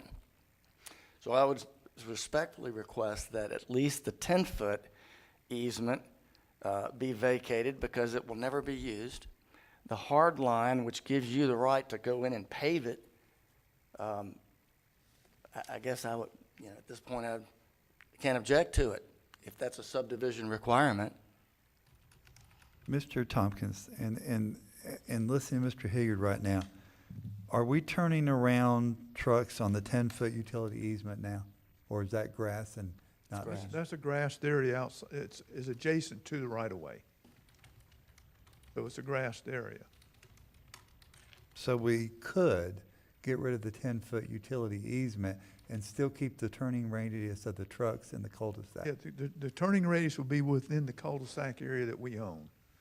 Now, in light of, I guess, the letters from the utility companies, I guess we could go ahead and vacate that 10-foot utility easement adjacent to the right-of-way, if that would help the situation. Okay. The I think- setbacks have to be from the edge of the easement, correct? That would be from the actual Right. right-of-way line, the hard Okay. line. But we would need probably some documentation on file from utilities. Yes, sir. I have 4 letters in the file, which is what they asked for me to submit. All right. Mr. Manning, how do you feel about that? Well, I would ask, does our land development code, in addition to requiring the cul-de-sac, also require a utility easement around that road or cul-de-sac?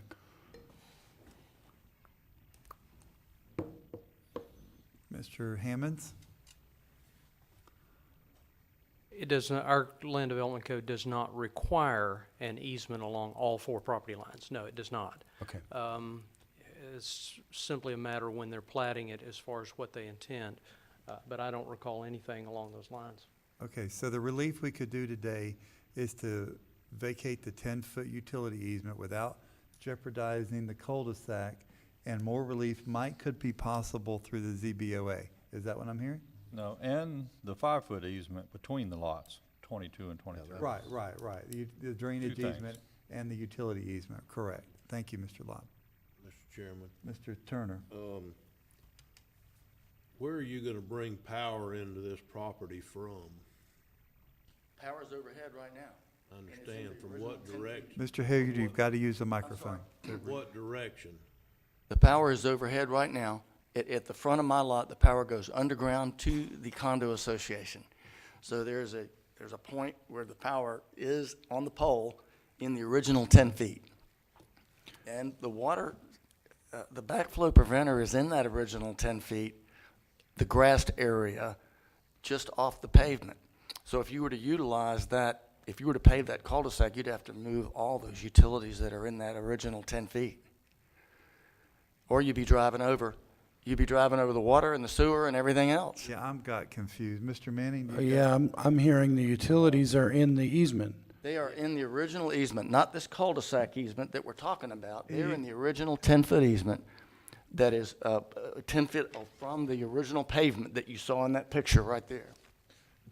Mr. Tompkins? can you Okay, I'm help? not seeing that easement on any of the maps we were shown. What he's referring to is the grassed area from the edge of It's the pavement right-of-way. to the right-of-way line. Sorry. It's not an easement. I'm sorry, It is it's the part of the right-of-way. I right-of-way. misspoke. Utilities were put in the right-of-way rather than put in the easement. Oh, okay. Okay, that's Okay. the problem we have. They should have been put in that easement in the very beginning, but I guess it was just a straight shot across, and they went across within our right-of-way, which is normal. I mean, Right. a lot of subdivisions road, we have water and sewer and utility poles right at the edge of our right-of-way, so it's not in an easement, it's actually in the right-of-way that the county owns. They did not put utilities in the 10-foot additional easement that was shown on the plat. So from my mind, we got power and water coming up. The lot goes like this, but the power and water keeps going straight. That's correct. I got it.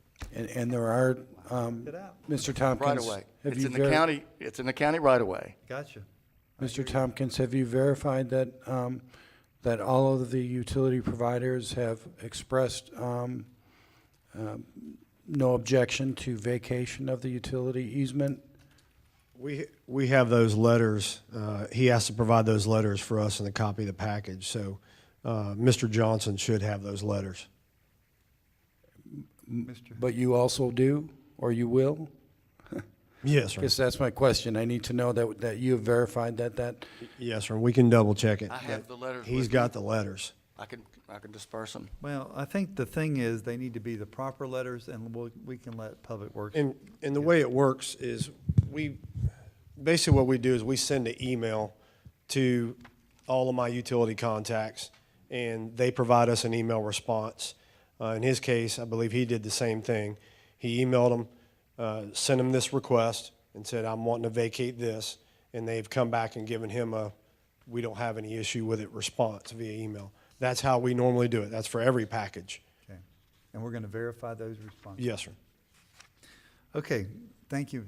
Just where, Mr. Chairman, Yes, if I sir. may, I'm a little confused now. Okay, so what we're gonna do is leave the 10-foot, what we're discussing is possibly leaving the 10-foot up to the cul-de-sac, but then doing away with the 10-foot utility easement around the cul-de-sac in front of his lot that they're not using anyhow, and doing away with the drainage easement in between the two lots to make his place whole where he can build. Is that what we're talking about now? Number 1 and number 2. Yes, You're right. correct. Yes. Make it as whole as we possibly can, yes. Press, I'm just concerned that the conversation that I believe you had with Miss Pam Smith, who, you know, manages the condos, is not here to listen, because I'm pretty sure what you said was gonna be proposed. Now, grant you, we do have the ability to change it, which it looks like we may do.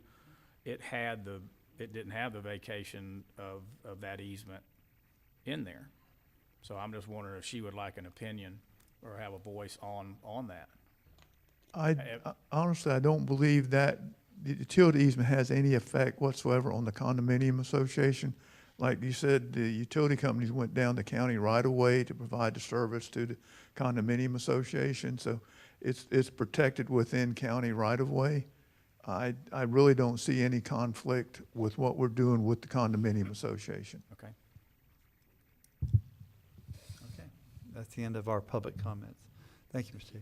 Commissioners, what's your pleasure on this item? Mr. Chairman, Mr. Lible? I'm going to read it verbatim. After careful consideration, the public, I move that we approve the vacation of easement number 1 and easement number 2 and not number 3. And that the resolution be revised accordingly? Well, no, it only included number 1. I'm adding number 2. Right. Yep, Is that the motion? that's the motion. Okay. Okay, we have a proper motion. I said move, I moved. He did, he moved it. We have a proper motion by Commissioner Lible. Do we have a second? I'll second. A proper second by Commissioner Goddard. Any further discussion on this item? Seeing none, Tony, let's do a roll call vote, please. District 1, Yes. District 2, Yes, District 3, I'm looking at number Yes. 2. District 4, Yes. District 5. Yes. Thank you. Mr. Chairman, Yes, sir. the resolution that was provided in our packet today, does this have to be modified now? It Or is does. this to be, okay, It will. thank you. It does. Thank you. All right, now we're going to take some time, and we're going to discuss mosquito control real quick. And I do want to set the record straight from the public comment that Commissioner Lible was also in there at the nursing home fighting for residents' lives. I understand it gets kind of drawn out, but at this time, let's get the record straight. Mr. Gask, I'm going to ask you, you're our county expert on mosquito control. Mr. Romay, Chief Romay, would you like to come up with him too? And Director Simpson, would you like to come up? And Mr. Flato, would you like to come up? Okay. Let's get this out, okay? And I like to go back. I think it's important for us to go back to step 1. And step 1 was the EOC requested a lot of items from the state of Florida on a certain date. And our county manager at the time signed off on those, which was fine. That's his legal right to do that. And one of them was mosquito spraying. Now, I want to ask a question. There is no box to check on what product you want to use, is there? Okay, all right. So, No. It goes to the Florida Department of Agriculture and Consumer Service. FDACS is the division of the state that basically gives the state registration for pesticides and oversees the licensing of pesticide applicators. So they are the sole responsibility of that. They are also the organization that is over mosquito control for public health purposes. They provide the public health licensing for the people in the state of Florida for mosquito control. They are the entity that decides everything. Dibrome, which I prefer to use Dibrome because that's a generic chemical name for it. Naled is a brand name, which is like endorsing a product. But Dibrome is a product that has been in use for many, many years. I personally have been involved in using it for 38 years. There's two popular ones from the research I did, Dibrome and Naled, right? Dibrome is Naled. Same thing, same It's the product. exact same thing. Naled is the brand name that, like if you were buying Roundup. Right. And glyphosate, which is the active ingredient in Roundup, is what the Dibrome is. To try not to endorse anything, I try not to use the name. But they're both organophosphates. Yes. But they're different. They are both the same chemical. They are organophosphates, which everybody who has an issue with that, yes, organophosphates are neurotoxins. That is why about 15 to 18 years ago, the EPA looked at what the exposure that everybody in the country was getting. At that time, people were using diazinon in your house when you called a pest control company, or you went and bought it off the shelf and used it. Known as Dursban. They were using Dursban in the yards. Malathion, Yeah, another one. And all of these things, and they did what they called a cup analysis. They took a cup and they said, okay, if I take the organophosphate, which is a nerve poison, diazinon fills the cup up so far. Then Dursban fills it up a little bit more. Then Dibrome would fill it up a little bit more and maybe it would overflow. Maybe there's too many out there that we're exposing the public to. So at that time, they started to modify the registrations for organophosphates for use in and around homes, which is the most exposure that people would come in contact with. So diazinon disappeared from the shelves for homeowners to use. Dursban disappeared from the shelves from homeowners to use. Right now, that dropped all those organophosphates back basically to the agricultural industries and mosquito control industries.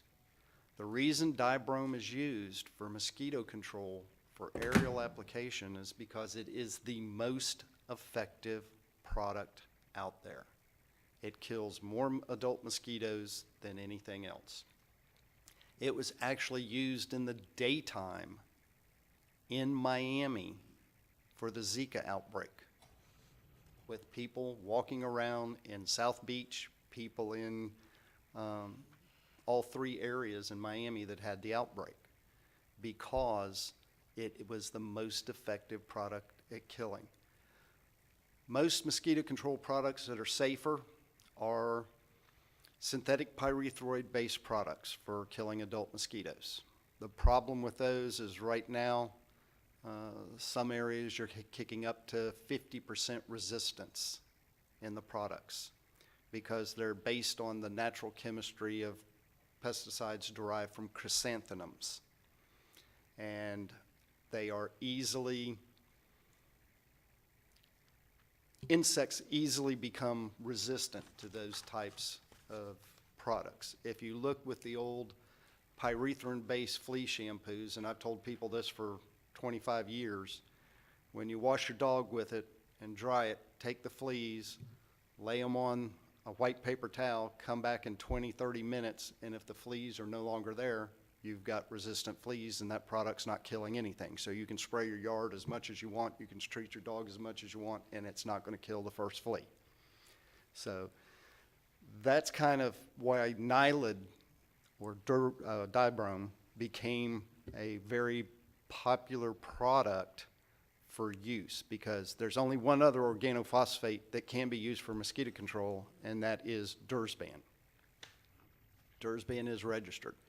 But Naled or Dibrome has been used for so long that it is an industry standard.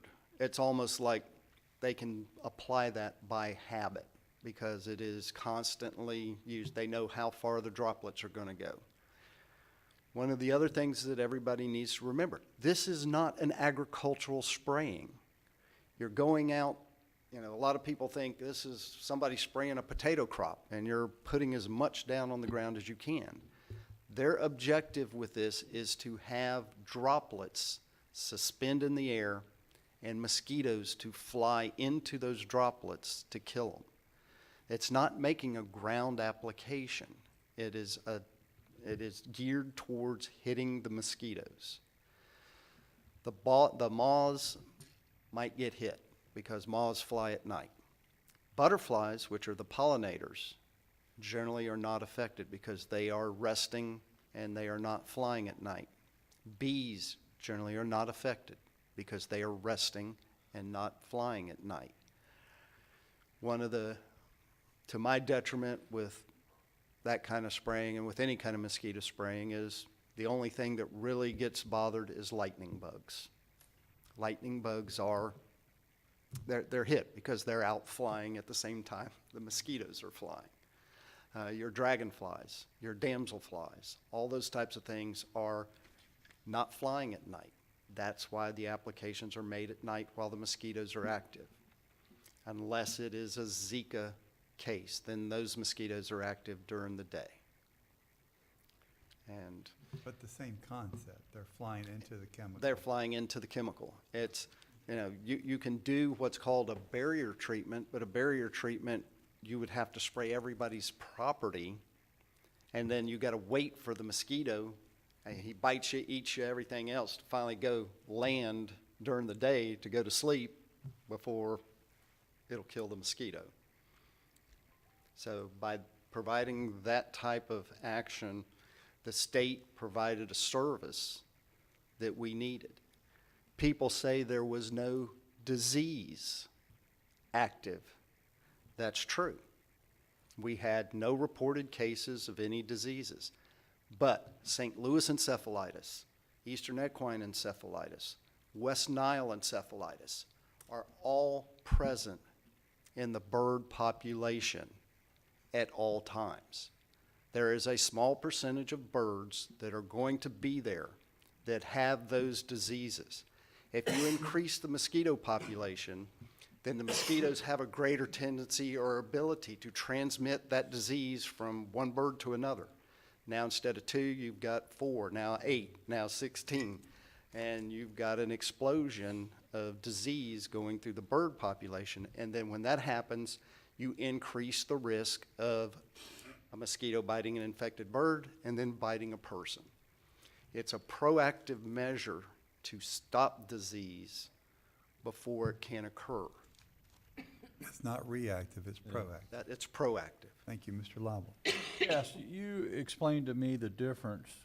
We often refer to, or some of the concerned citizens referred to these products as being banned in Europe or elsewhere. But you had an explanation for that. Correct. I could ask everybody here. Is chlordane banned in the United States? No. Chlordane is not banned. Everybody thinks it is. Chlordane was not registered. They decided not to apply for re-registration of the product because the cost of doing that was more than they were selling. From what the manufacturer of Dibrone says, they chose not to supply the information for re-registration in Europe, so their registration expired and they were given until 2012 to have all their products sold, or then they would have to take them back. So that's basically what the company says occurred. Thank you. Chief Romero. I have a question for Larry, Mr. Gass. On the, you said the particles stay suspended in the air to address that lady's concern about her organic crops. Where are we with that? She probably has no detectable limits on her organic crops. There's been numerous areas where Swab samples have been taken after aerial applications, and they can't find detectable limits that would indicate anything that would violate organic production.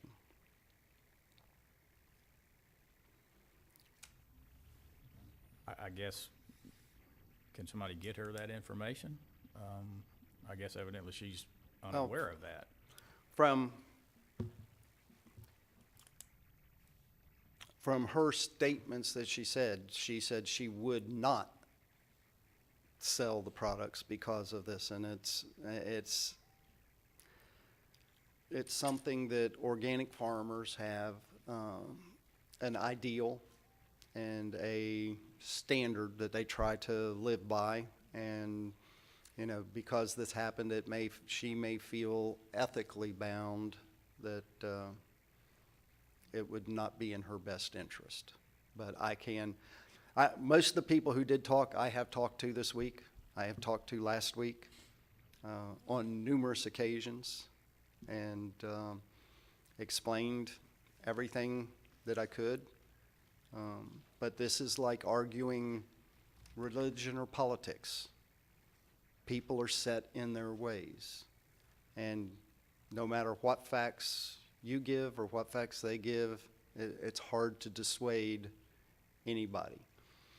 The only thing that I did ask each of them to do is not go to the nospray.org website, which is an anti-pesticide website, and physically go to the EPA and the Center for Disease Control and look at their websites, look at their research, look at the amount of data that has been provided for the registrations of these products. And I even mentioned to some of the people that rats are one of the most disease-carrying animals in the world. And warfarin is the chemical, the active ingredient that's put in rat poison that causes the rats to basically bleed to death. That same product is taken by thousands and thousands of people every day. It's called Coumadin for people with heart disease. They are provided the same thing that is a poison to rats to save the lives of humans that are directly ingested.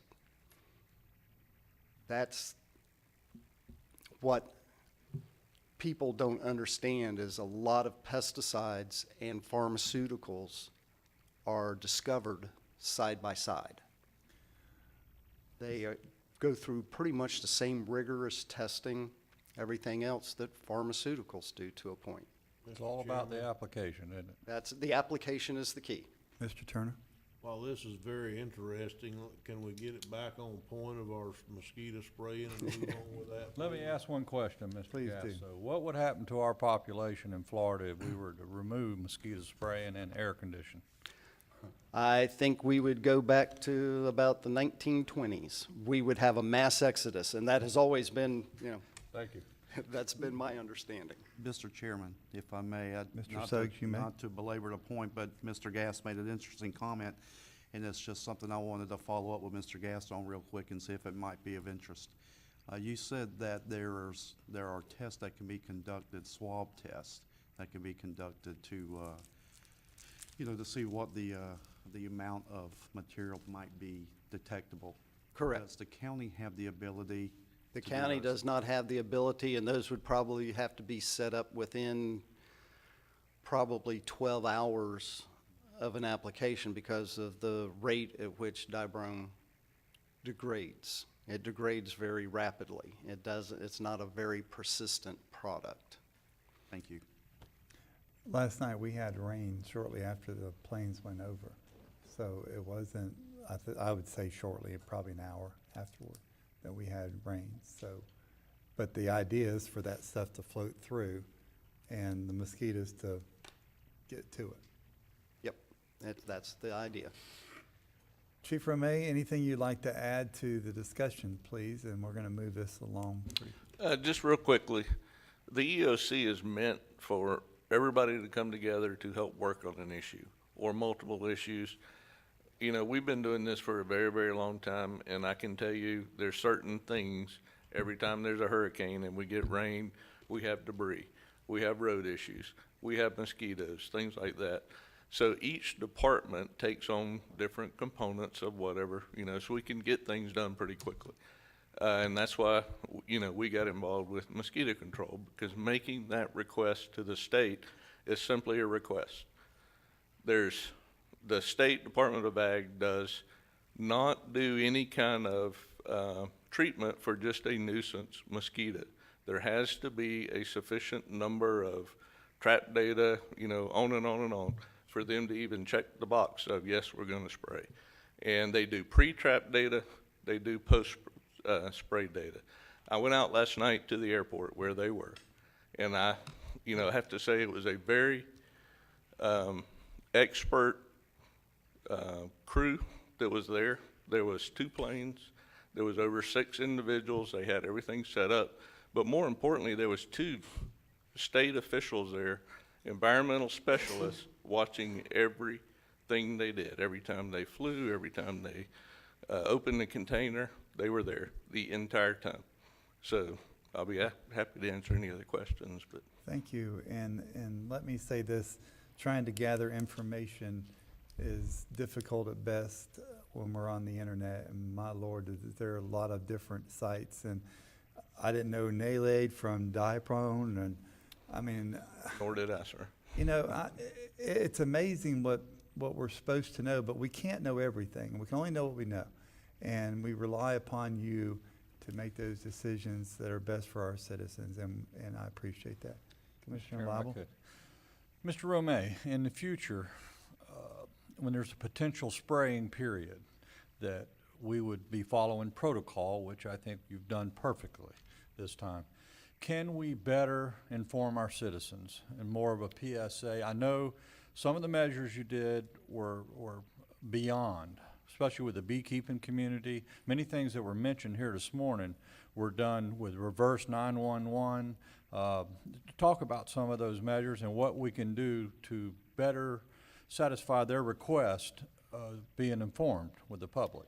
Every time we have an issue, whether it's this or any, well water intrusion, we do a myriad of things, not only just putting it on Facebook, Twitter, all of the social media stuff. It goes on our website. It gets to every media outlet that's out there, from the TV folks to the paper or print folks to the radio folks. I know Paul, myself, and several of us went to the radio station. Paul's been on the radio since well before, every morning, going on. They were actually broadcasting from the EOC during the storm, and thanks to what Paul was doing. So I think everything, we know how to do was utilized. If people don't turn on the TV or, that kind of thing, I don't know of another way, and except sending a mailer, and then when you're in a situation like this, it may or may not get to them type thing. I'm open for any suggestion, certainly. Do you think we could go earlier, maybe a week earlier, or what could be anticipated? I mean, we might not do it at all. It's a state call. We certainly could, at your request, if we have a situation again, as soon as we make the request to the state that, we send stuff out. But we've only been sprayed one other time, and just of note, the same company that did last night also did that in 2011 or 2012, because the gentleman from Louisiana was the manager then. And they used the same component. But, we certainly could do it then, but we never know if we're actually going to get approved or not. And then once we get approved, it's totally up to the state. It's out of our hands it's based on their schedule, when the planes are available, or, whatever mechanisms available, they're out. Mr. Chairman. Mr. Turner? So weren't we just approved on Tuesday afternoon? Yes, sir. And so then it went into the paper Wednesday morning, and they were supposed to spray Wednesday evening, Thursday. Thursday, which would have been. We only had 1 day's notice. Correct. Pretty much.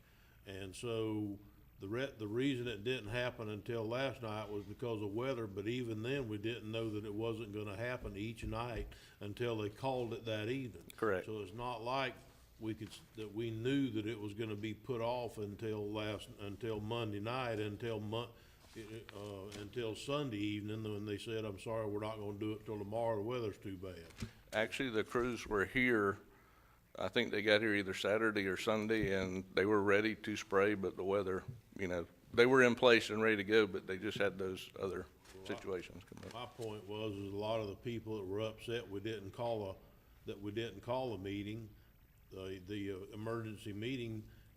If it had happened like it was supposed to happen, the meeting it'd been done before the meeting ever got called. And so we didn't call a meeting, well, it got put off. Well, it's supposed to happen that night. Correct. So if we had a meeting the next day, it got put off again. But if we had a meeting about something that's already happened, it's not as important, I don't think, as if it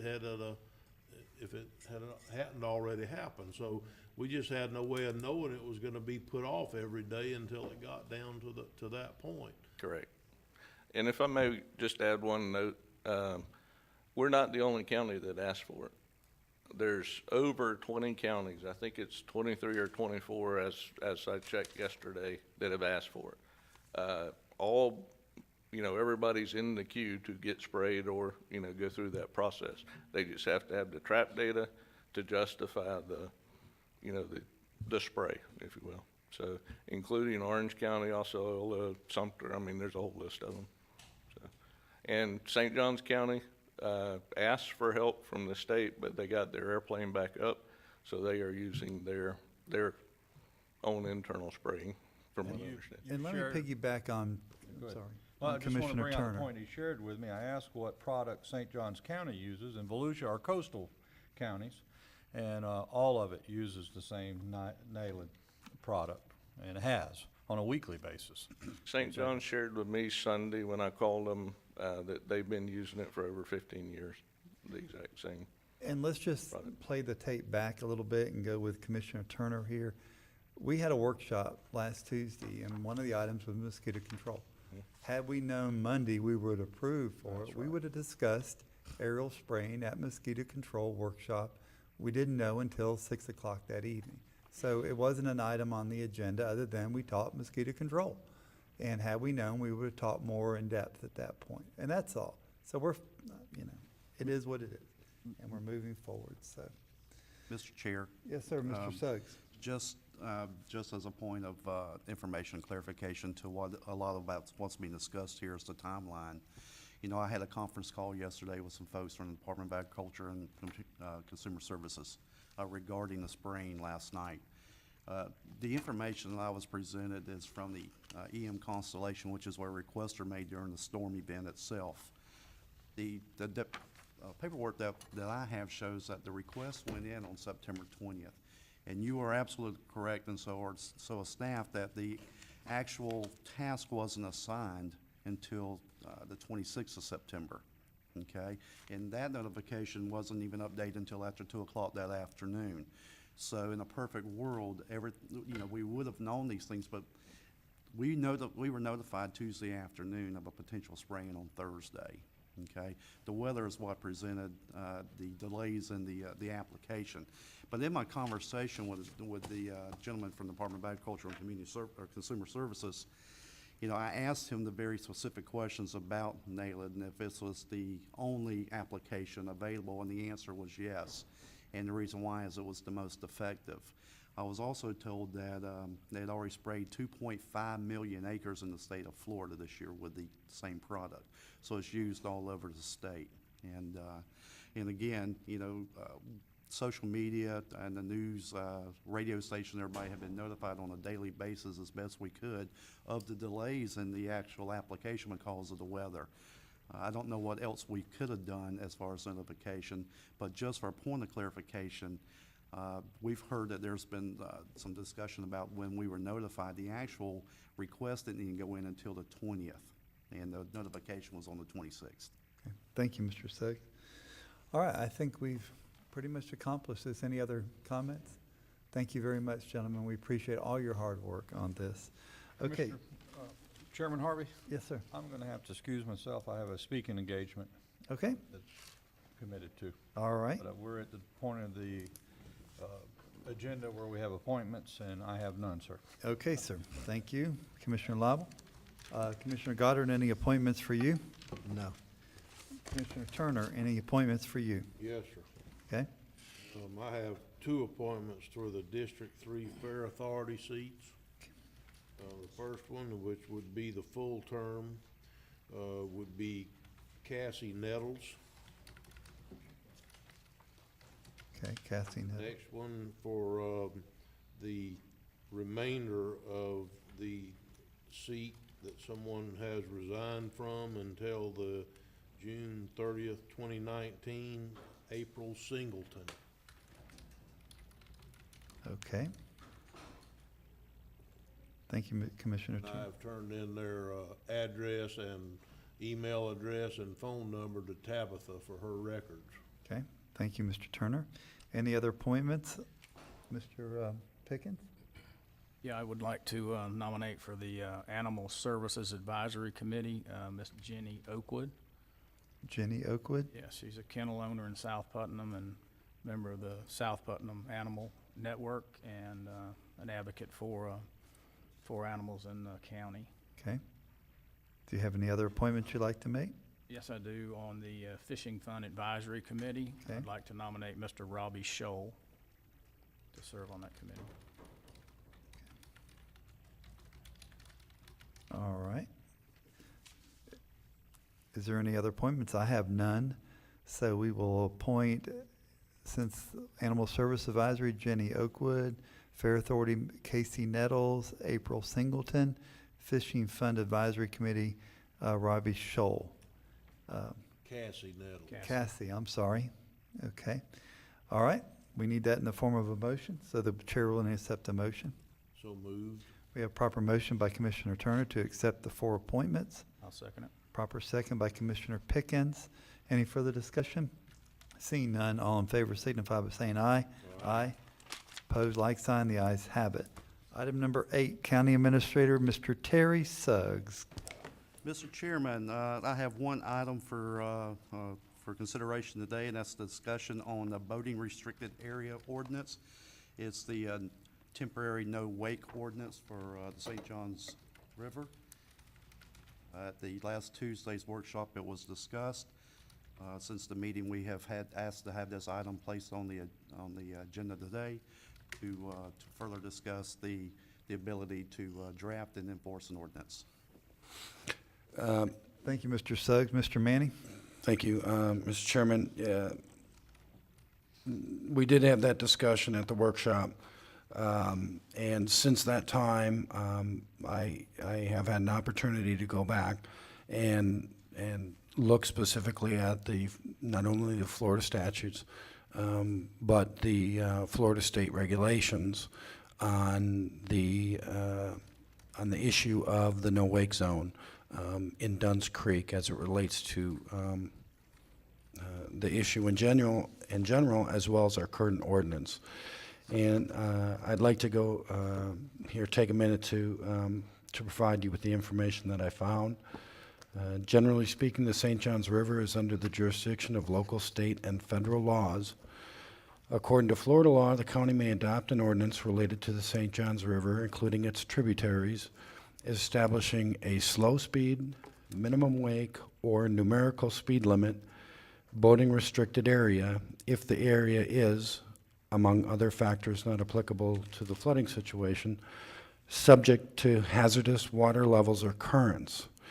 The current adopted county ordinance, which is limited to those times that the St. Johns River level is 11.5 feet or higher, as indicated by the Dunn's Creek gauge, operated or reported by the U.S. Geological Society Survey's National Weather Information System, has not taken effect and cannot take effect until the Florida Fish and Wildlife Commission has reviewed the ordinance and determined, and this is important, by substantial competent evidence that the ordinance is necessary to protect public safety. And that's the issue we discussed a little bit last week.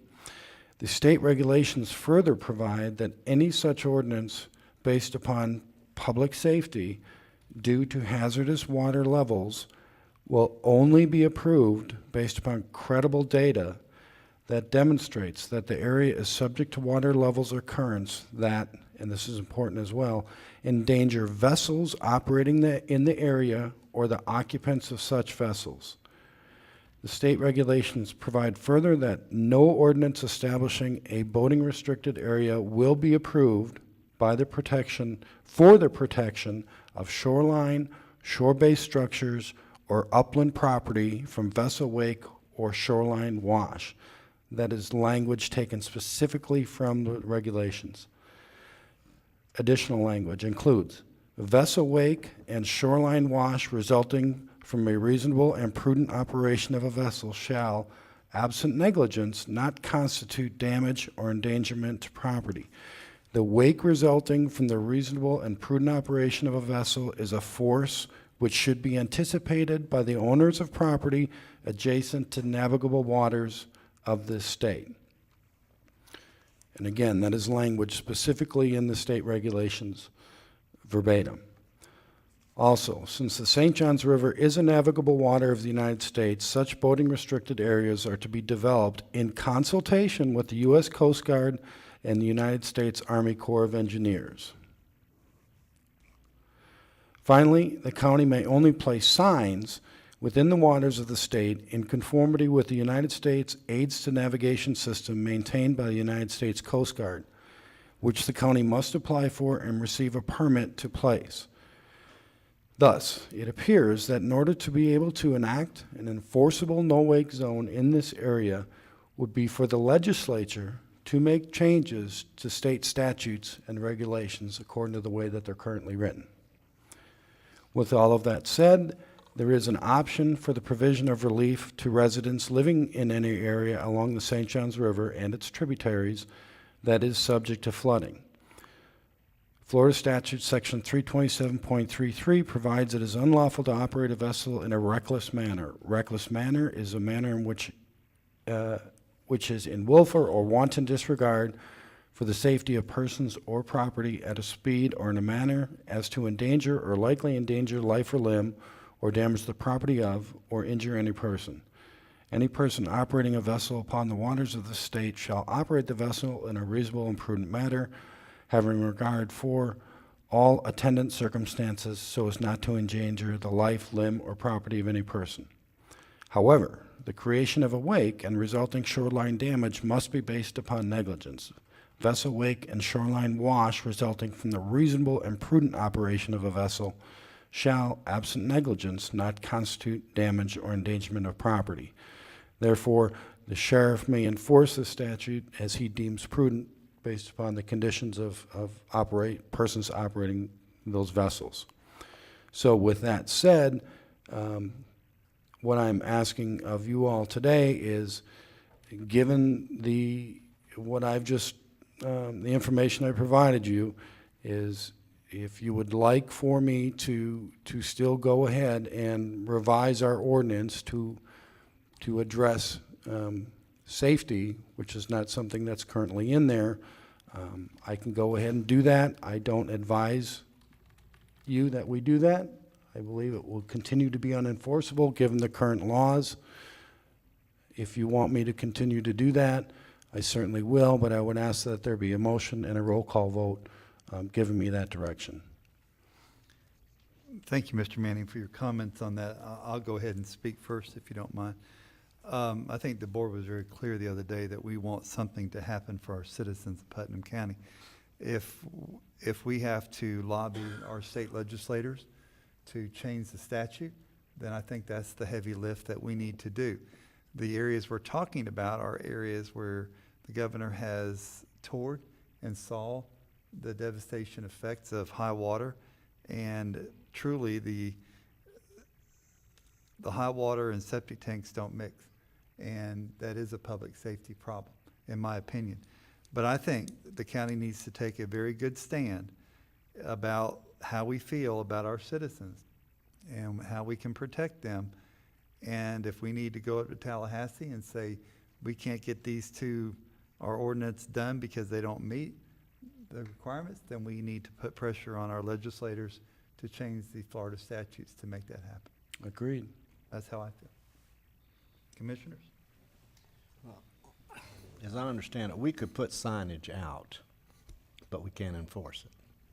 No, not in the river, not without getting a permit and approval. Have to have the. Okay. Mr. Turner? Are you done, Commissioner? I'm done. Again, I'd like to take this from a little different angle, I think. I'm offended that this commission in our workshop asked for an ordinance to be drafted by consensus, and nobody today shows up with, except something that says why we can't do it. I don't think that's the way that business needs to be done within our county. I mean, if there was an issue between Mr. Manning and what the board's consensus was, I wish Mr. Manning had actually said that he had that concern, and instead of not doing what we directly asked him to do, or I thought we did. Maybe I'm mistaken. I think that we need to do something for the citizens in these areas that are having their places destroyed. I realize the difficulty that we're facing trying to get this done and do it, and done in a manner that that will help and will hold up.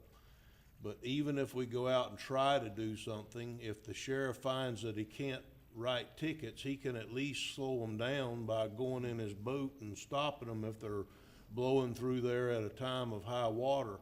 I've been out and looked at a few of these places. I mean, it's just disheartening that the water is a foot below these people's floors, and then somebody comes down Dunn's Creek and floors it, and all of a sudden the waves come in, and that's what's tearing their houses up. If somebody would just temporarily go through there in a safe, slow manner with just a little bit of respect for the people that live there, there wouldn't be the issues.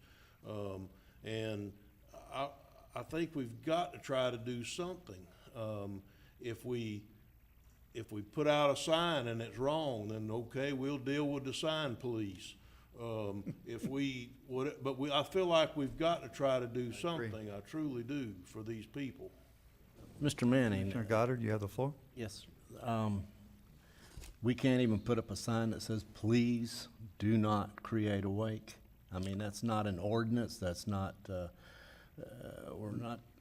can't arrest anybody over it, but Not just legally. to make them aware. Not according to state statute and regulations, not legally. You also have a potential liability for placing a sign in a navigable waterway that does not fall within the guidelines of the regulations.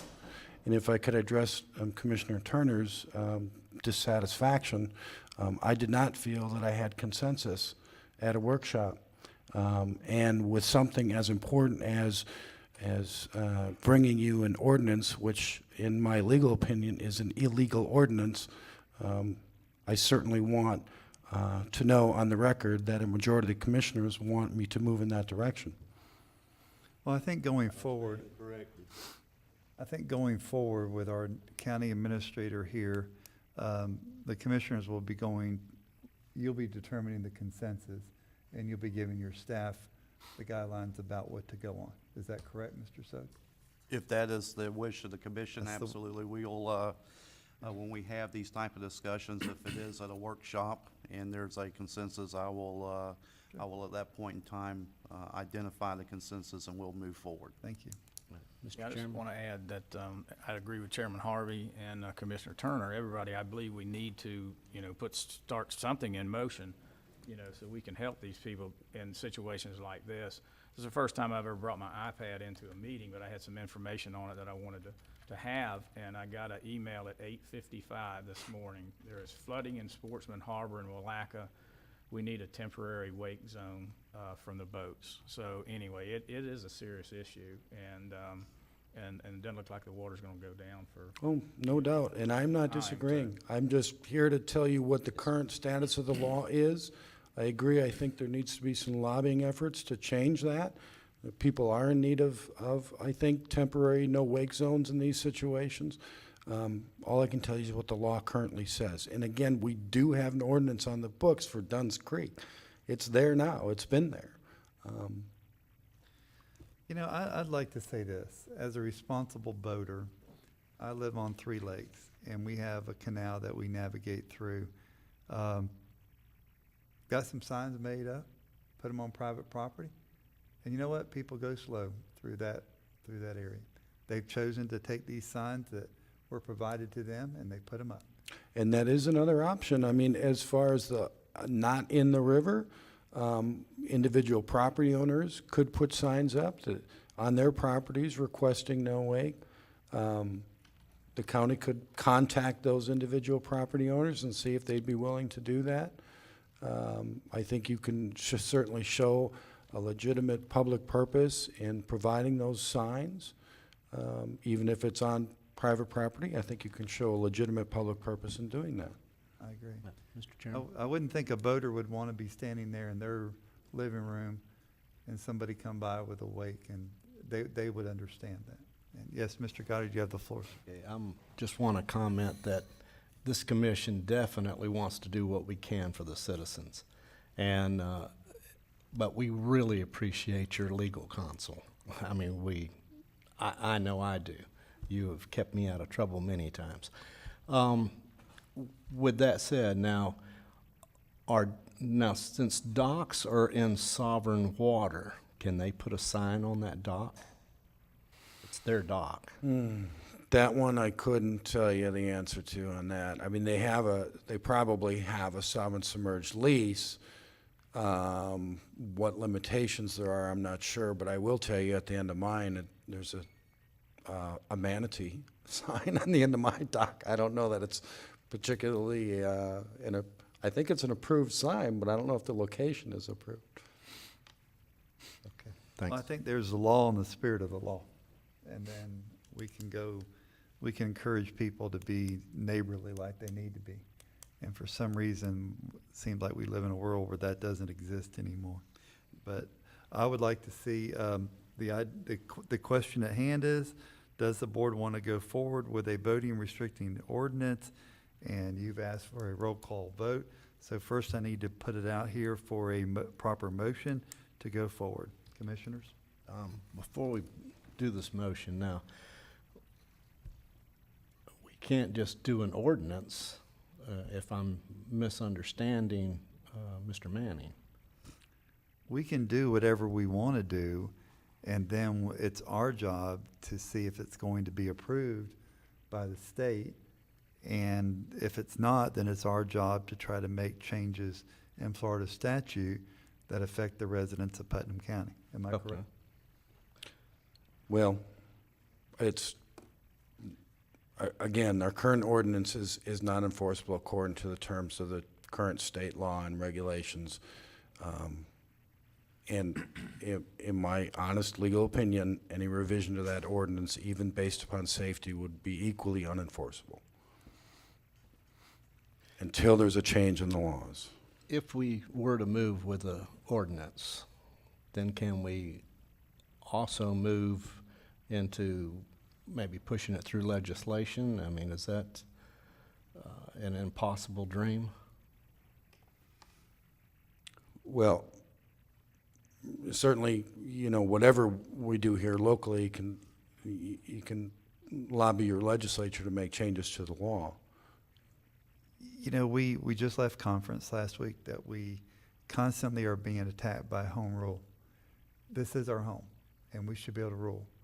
And we know what's best for our citizens. And if we write an ordinance that the state of Florida feels is not right and they won't approve it, again, I know where to take it to. And I know where the Capitol is. And I know how to walk the halls. So, I'm not afraid to do that. And I think it's time that we start protecting Putnam County citizens and not relying on the state of Florida, one way or the other, to take care of that matter. It's our matter. Understood, I would but like to the see an state ordinance. has preempted this issue. The state has tried to preempt a lot of things, and they're still trying to preempt things. And we talked to a legislator last week that wants to preempt almost everything. But you know what? It's time to dig our heels in and say, no, you're not going to do that in these counties. We know what's best in our county.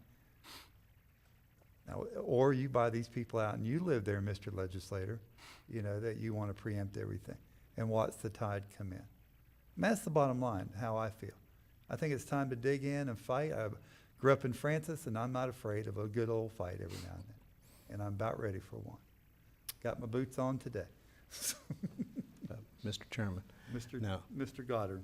If we moved with this ordinance, this would be just a declaration to move forward with an ordinance that would be somewhat drafted up for our needs. Well, it would be a revision to our current ordinance to address, to make it based upon health and safety of the public and boaters, Okay. which is what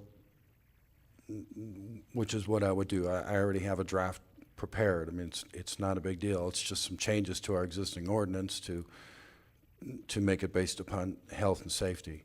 And all we'll be doing today is giving you the authority to bring it back to us. Advertise it, have a public hearing on the For ordinance. us to disseminate it and go from there. Okay, well, with that, then I'll make a motion that we revise our ordinance to include health and safety and to be brought up at, was this too soon to be brought up at our next meeting? Well, it'd be advertised for a future meeting. We'd certainly get that done as quickly as possible. Whether we have enough time to do that before the next meeting, I'm not certain, but if we can, we will. Okay. We have a proper motion by Commissioner Goddard to direct the attorney to draft an ordinance or to actually kind of massage the current one we have. I'll second that. Okay, we have a proper second by Commissioner Turner. Roll call vote, Tony. District 1, Yes. District 2, District 3, Yes. District 4, Yes. District 5. Yes. Okay. You have your consensus? Thank you. Mr. Chairman, before we leave this subject matter, not to continue discussion on the ordinance itself, but on the manner of the fact that we had a discussion last Tuesday at a workshop and discussion moving forward and then discussion here today. Let me make it very clear, I have a tremendous amount of my department heads in the audience today, and I asked them to stay today if their calendars permitted, and I'm glad to see that they did. I'm also glad to see that they're actively participating. Moving forward, I'm going to make it, my commissioners need to understand that my department heads and my staff are going to do what's necessary to support this commission. We may not always agree. However, it is our role to play as a support for this commission. Each one of my department heads will have absolutely latitude to make necessary discussion items and viewpoints. But moving forward, you asked here today what was going to be a consensus moving forward, and the consensus moving forward is we are here to support this commission to move Putnam forward. And it is my task to make sure that is what happens, and I give you my promise that is exactly what will happen moving forward. You know, Mr. Suggs, thank you for mentioning that, because you do work for all 5 commissioners, not the majority, and everybody here is 20% invested in this board, and at the end of the day, we move this county forward as a board. Right, wrong, or indifferent, you know, we are a board, so thank you. Mr. Clerk of the Court, Tim Smith. Thank you, You're Mr. over there being quiet. Well, thank you for the opportunity not to be quiet. So, 2 things. One, if you haven't been by the courthouse, the Maltby oak, which is our historic oak on that lawn, received some pretty severe damage from the winds and rain, mostly the rain, the weight. And I wanted to thank Public Works for coming down immediately and clearing that out. For you that don't know, for about 15 years, Dr. Lippy, who is a state certified arborist out of St. Augustine, has taken that tree under his care and has done remarkable things to try to extend its life. But I am concerned about the continuing safety of that tree, and I would request, and I think it's already been shared with the county administrator, that they contact Dr. Lippy and see if he can come over and give us an assessment of what we need to do. That, unfortunately, the spread of that puts it across a couple of really busy sidewalks, and we certainly don't want, any concerns with the public continuing to be in some potential harm for further decay of that tree. It's an issue that no one's really wanted to be the one that ultimately says when, the end is there, but, it does happen to all living things, and at some point we have to make that choice. But I think the key here is the public safety aspect of that, and anything I can do to assist, I'll be more than happy to. Secondly, I appreciate the comments on the no wake zone.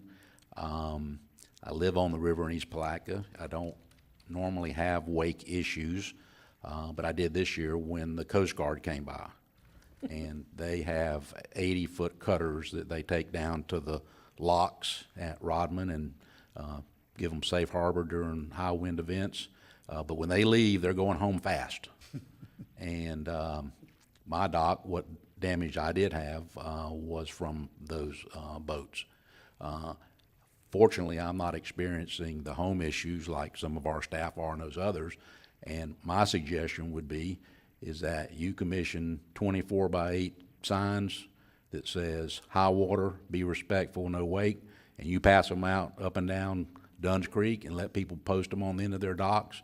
I will assure you, if I put a sign on the end of my dock, someone else is not going to come tell me I can't have a sign on the end of my dock.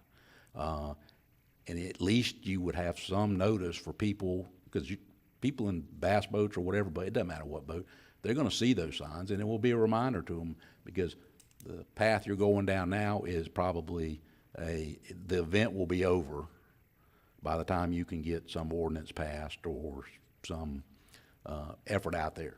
And then secondly, maybe on a weekend you have the sheriff with their boat out at the beginning of Dunn's Creek with the light on, and if someone's speeding through there, they can go talk to them.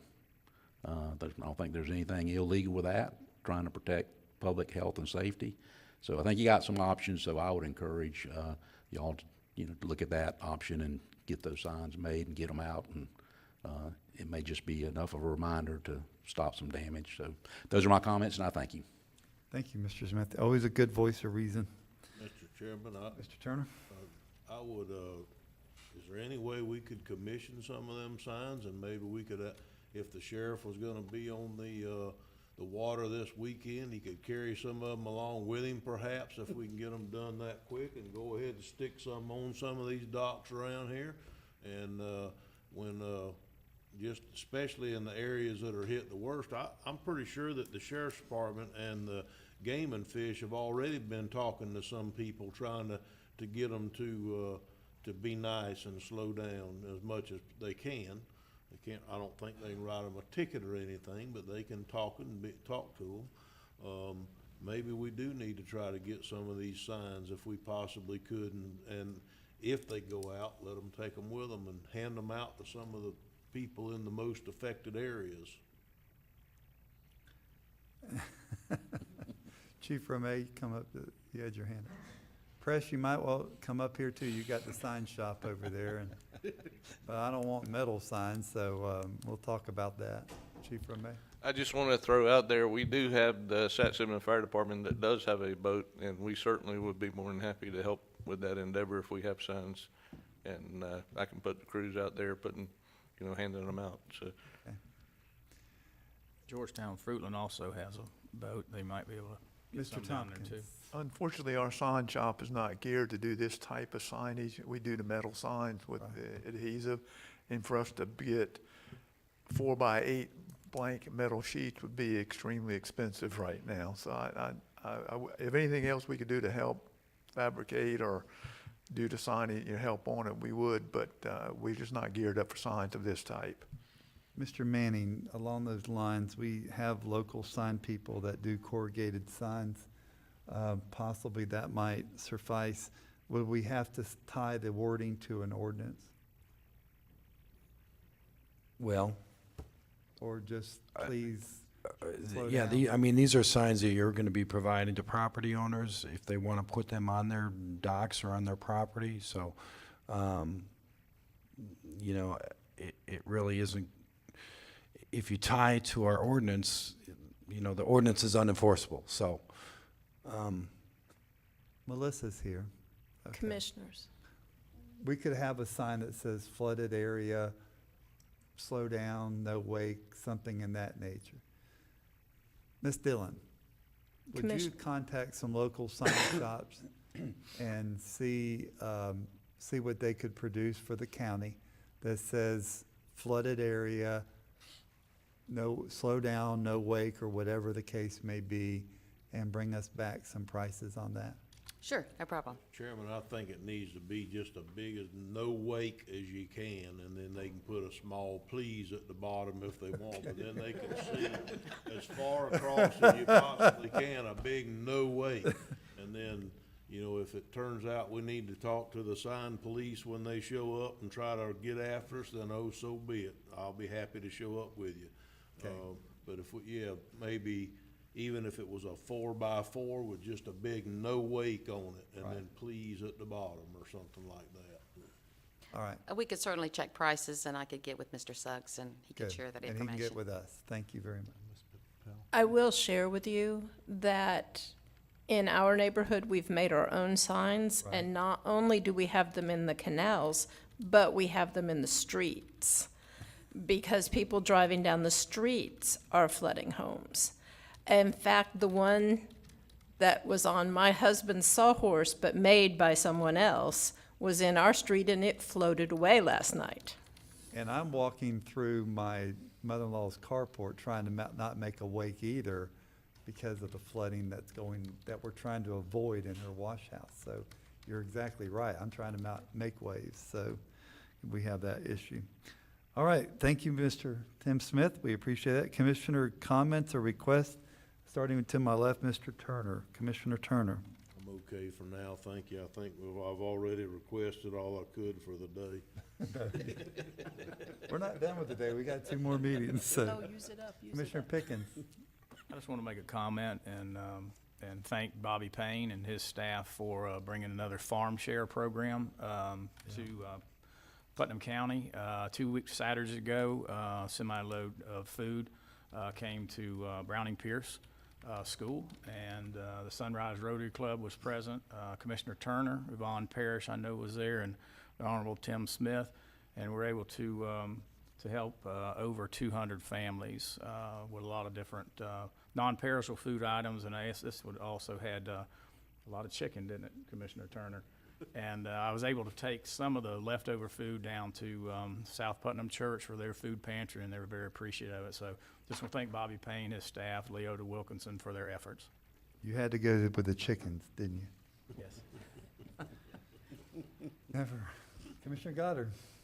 Well, I want to just thank everyone for being here, and to go on with Mr. Suggs' comments, I've had to deal with department heads quite often, and they go out of their way to do everything that I've needed taken care of, come back with the right answers.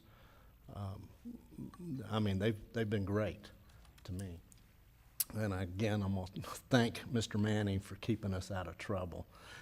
We do want to get this, and I want to address Mr. Tim Smith's, that oak it's a pride of our county, and I would like to see if it has to go, that we do a memorial there. You know, that's a major part of our community. Well, that's about it. Thank you, Commissioner Goddard. I want to say 2 people that I've never really wanted to have too much of association with when I was in business was one was my bookkeeper and one was my attorney. They both have separate jobs, and those jobs were very arm's length away, so we didn't need to go be buddy-buddy. And they have things that we need to do, but I do respect their opinion, and I don't want anybody to ever think that I don't. Last week, at the last meeting, you asked me to take to the Florida Association of Counties and the Small County Coalition the reimbursement from when FEMA reimburses the state of Florida, that the state of Florida timely reimburses counties. We have moved that up the agenda.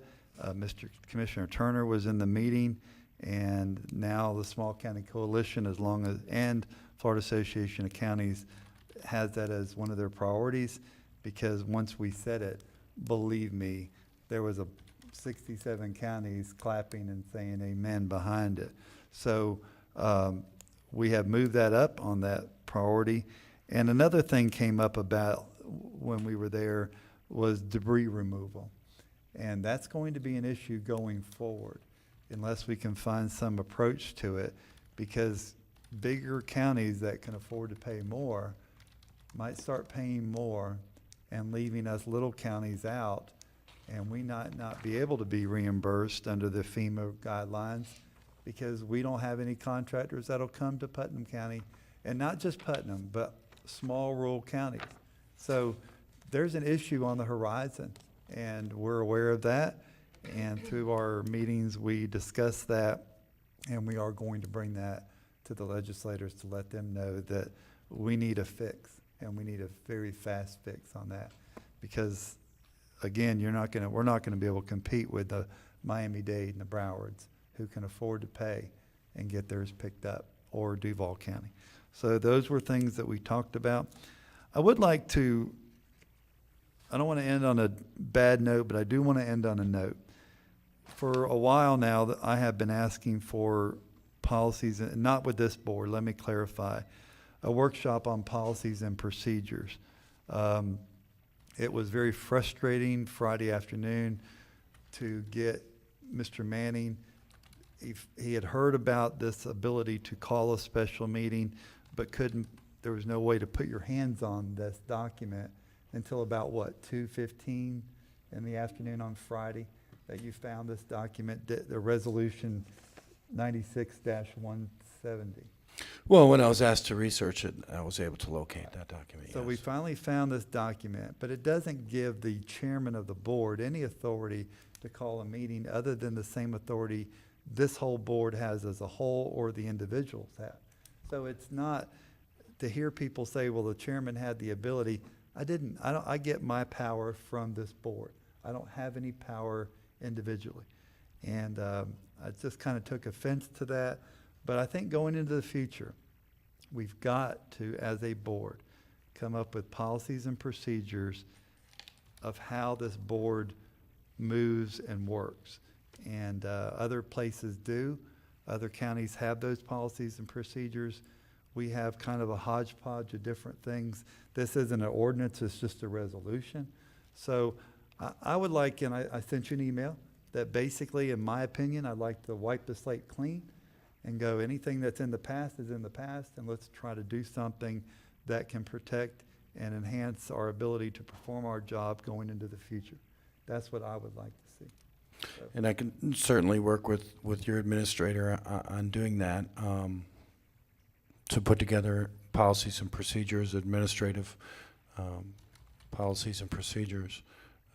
And part of that is going to be, a necessary part of that, I think, is to codify what has been done in the past. I mean, you may want to just undo everything, but in doing so, you may be undoing things inadvertently. I hear you. So, in my opinion anyways, I think a better approach is to have new policies and procedures that, where there may be a conflict in old policies and procedures that were by resolution, the new one would prevail. Right. To the extent that there's something that's not addressed in a new policy, but exists from years ago, that would still remain on the books. But a big part of this is going to be somebody, and Mr. Suggs and I can talk about this, but I think it's going to require some staff to spend some time to go through what happened in the past. I know that Shannon, for many years was kind of the keeper of these things, and there's a couple of hardbound books with handwritten notes about, at such and such meeting, this resolution, but there's no codification of that, and it really is going to take a concerted effort and some time and dedicated staff to codify that and to come up with a set of policies that your administrator would like to bring to you.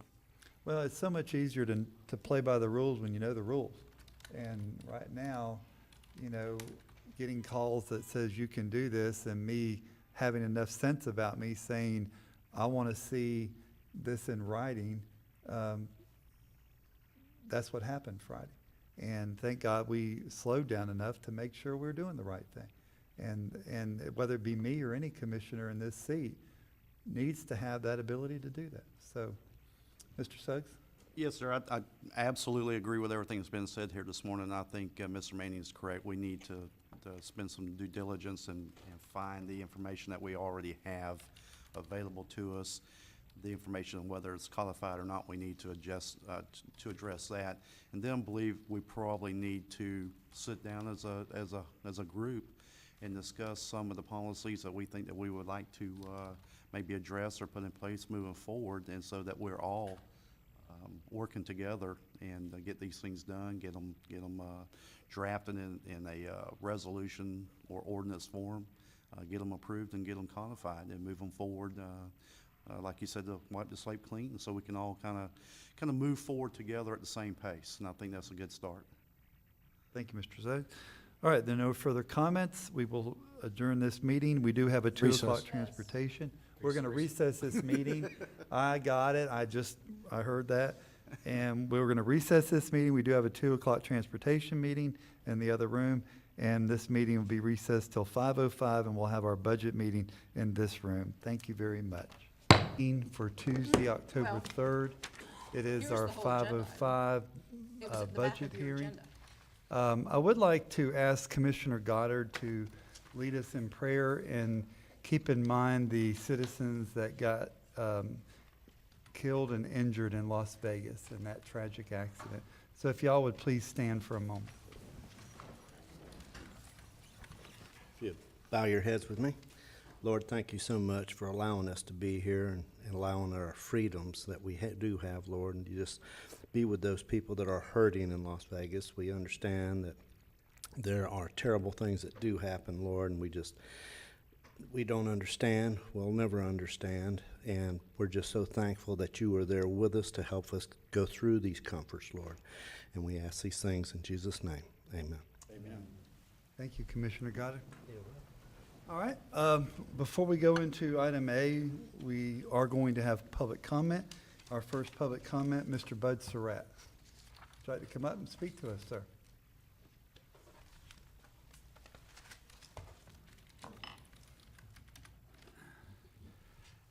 Good evening, Commissioners. That was awful fast. I'm not totally prepared for it. I thought it'd take a little longer here, but anyhow. I'm Bud Surratt, 121 Lakeshore Drive, West Putnam. And I used to come to these meetings for years and years and years. I missed the last one, and I'm here for this one. So my opportunity to give my concerns and my thoughts, Okay. if Thank that's you, Mr. okay. Surratt. Thank you for being here. Hey, Bud. Good to see you, Commissioner. First of all, I'm concerned about the first budget hearing where you had $7 million less in a balanced budget than you have on this one. I'm concerned about the nearly $2 million in write-offs. One of them, the $500,000 for PDF, and also $1.2 million in emergency services.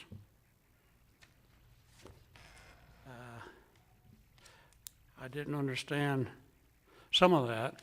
Also, I wondered what was happening on the landfill. You know, you had two groups formed that came up with essentially the same thing that was brought out in the public hearings when you were talking about selling the landfill. And I wonder if that is ever going to happen, where you're going to operate at a level that reduces some of the taxes, some of the landfill assessments, and some of the dump fees on the citizens.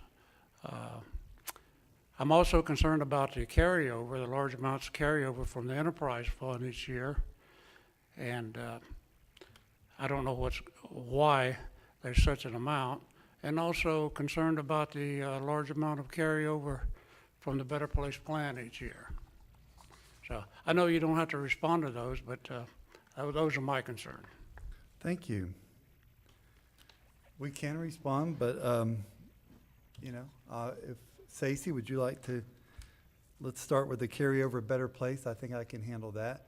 We are trying to move that forward, and we had projects under our previous Public Works Administrator that didn't get done, and now they are getting out in the open, and we're moving those projects out as quick as they can. So I doubt you'll see much carryover next year on that one. I don't know the enterprise fund you're talking about. That you referred to. Basically the landfill operation. There's not a whole lot of money left in it. If you've been watching the meetings, the Hurricane Irma or Matthew, actually, we took money out of the landfill for the future sale. So there's not a whole lot of money in that for the future sale. So that enterprise fund does not have a lot of money sitting in it right now. We did reduce the landfill fees this year from last year, so that did happen. What we tried to do was to find outside waste to bring in, but all the contracts are pretty much tied up, so finding outside waste has been difficult, but we are still looking and we are trying. The $2 million in write-off, the one for the PDM bridge, they went bankrupt or left, which one did Stacy, they went out of business. Vacated their lease and went out of business. Right, so collecting that money was unavailable to us. A large part, some of that money was uncollected rents and sales tax that we couldn't collect. And the other one is a normal write-off on ambulance bills, but it's not completely a write-off. We still continue to bill the people in hopes to get our money back, and that's a normal thing. And the first budget hearing from one to another, we've had a lot of changes in our budget based on these hurricanes and northeasters that's happening, and it has really taken a toll on our budget. So we've had more budget hearings this year than I think we've had combined in a long time. So. Oh, I didn't bring that with me, but we've had, I think, at least 20 different meetings that we were either solely about the budget or we discussed the budget. Right. Well, I can understand the meetings, but I just wonder why it was balanced at $7 million lower than you balanced it at this year and here. I can explain that. She can explain that. Commissioner Turner asked that same, he had that. When we presented the balanced budget in July, we had a very rough estimate of what grant projects we were going to have and where we were going to be on our current grant projects.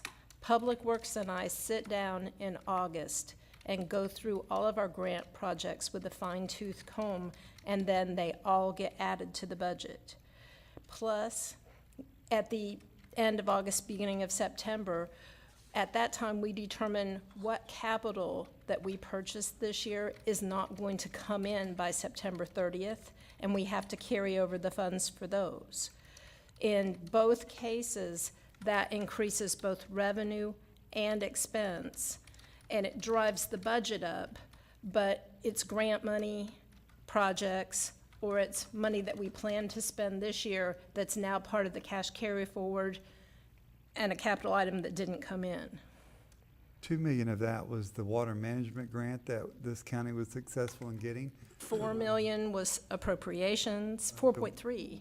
Run sewer down to Paradise Point, down at Horse Landing Road, to get those septics off there. So that was $2 million of that. So that's what it is. So. Okay. I guess then the 11% increase in the tax, ad valorem tax rate, I didn't fully understand why rather than using a rollback rate that you went to the increase in the ad valorem tax for property owners. You want to take that? Yeah. In the past several years, we've been using fund balance, which in very rough layman's terms, in essence, is savings. We've been spending out of our savings account to balance our budget, and we've come to the end practically of our savings account, so we had to raise the taxes to bring in enough revenue to operate.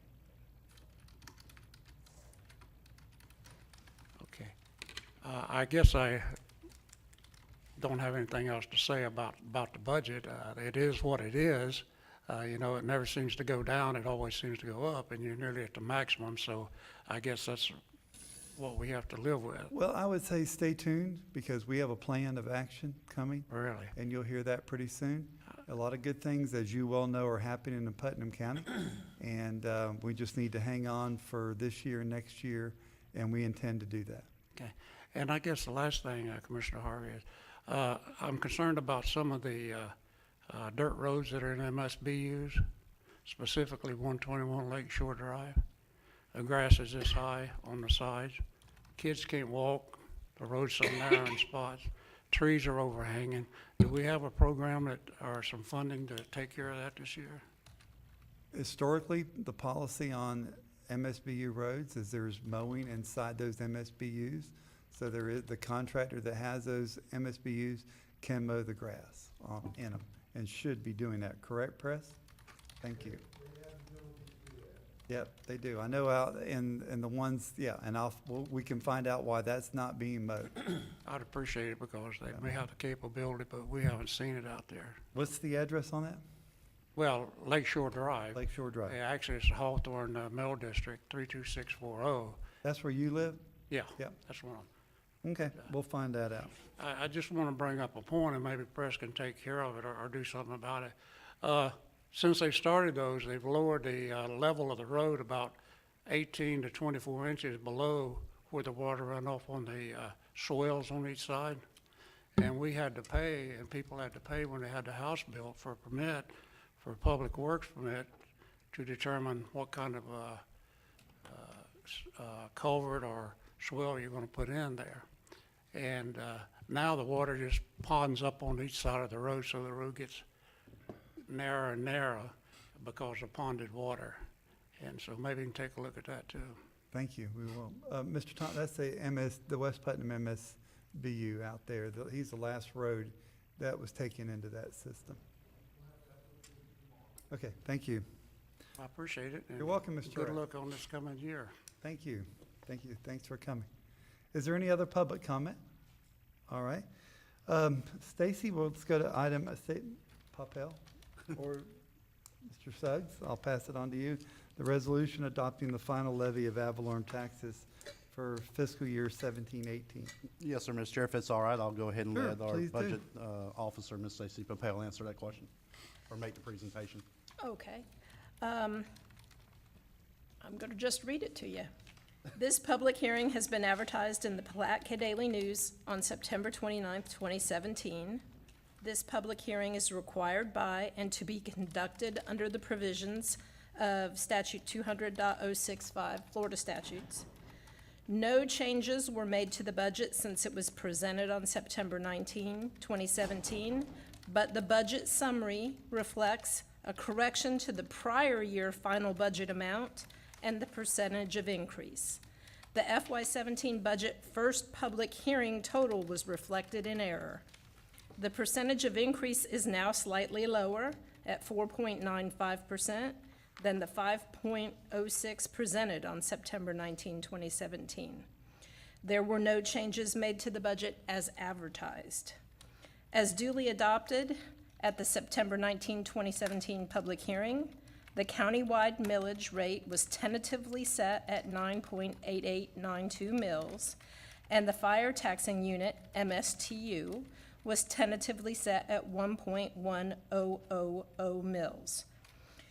Pass the mill levy resolution first, then pass the resolution adopting the county's final FY 17-18 budget for all funds in the amount of $116,825,109.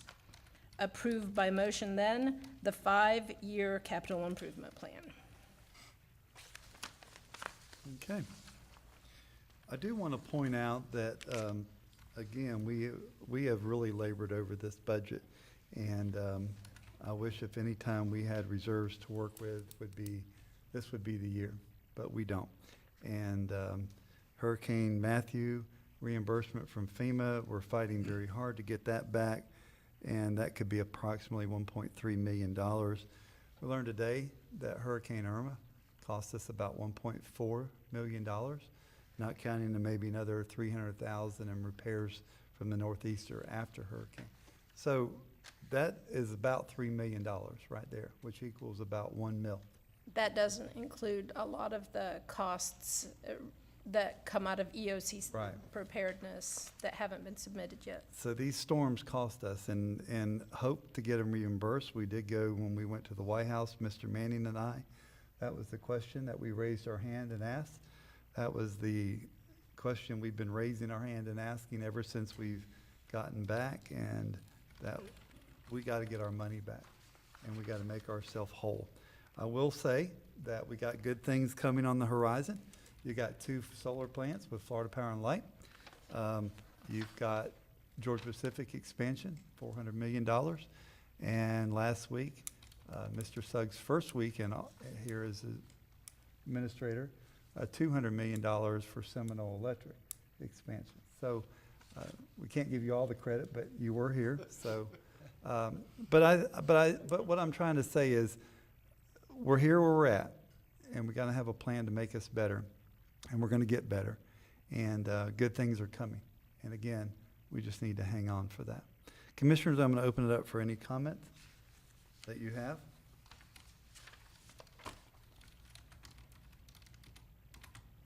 All right, hearing no comments. Do you want to take these items one at a time and vote? Okay. You have to.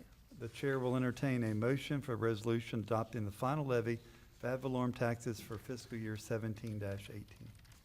It's item number 6 on page 164, and you have to read all of it, because all of the words have to be read into the record. Or do you want me to read it? No, that's whoever makes the motion on page 164. 164 of your agenda. And you have to read item number 6. Item number 6 is the first resolution.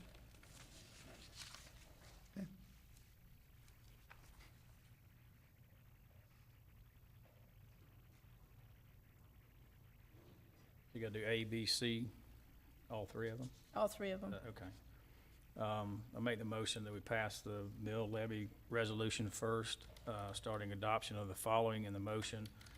A, the fiscal year 2017-18 Putnam County countywide operating millage rate of 9.8892, which is 11.66% higher than the calculated rollback rate of 8.8568 mills. The fiscal year 2017-18 Putnam County non-countywide operating millage rate for the fire tax municipal service taxing unit, MSTU, of 1.1000 mills, which is a 2.28% higher than the rollback rate of 1.0755 mills. The fiscal year 2017-18 Putnam County aggregated millage rate of 10.8582 mills, which is 10.74% higher than the aggregate rollback rate of 9.8052 mills. We have a proper motion by Commissioner Pickens. I'll second. You have a proper second by Commissioner Goddard. Any further discussion on this matter? I would like to say that, none of us want to raise taxes, that's for sure. But we do have a commitment from our staff, and Commissioner Lible was very insistent upon this, that we come up with a 3-year improvement plan, along with our ordinance that requires us to have a 3-year plan to build our reserves. So all the commissioners, I'm sure, want to see this 3-year plan to lower taxes going into the future. And Mr. Suggs, I'm going to ask you to commit to that as best you can. I mean, we don't want to hurt the county, and there's no crystal ball here, but going into the future, we've got to be able to give relief back to our citizens of Putnam County. Mr. Chairman, we've heard this discussion previously when we were in the budget workshop. Staff and I have already had some brief conversations. What we'll be doing and working on in the near future is a draft outline of such a plan.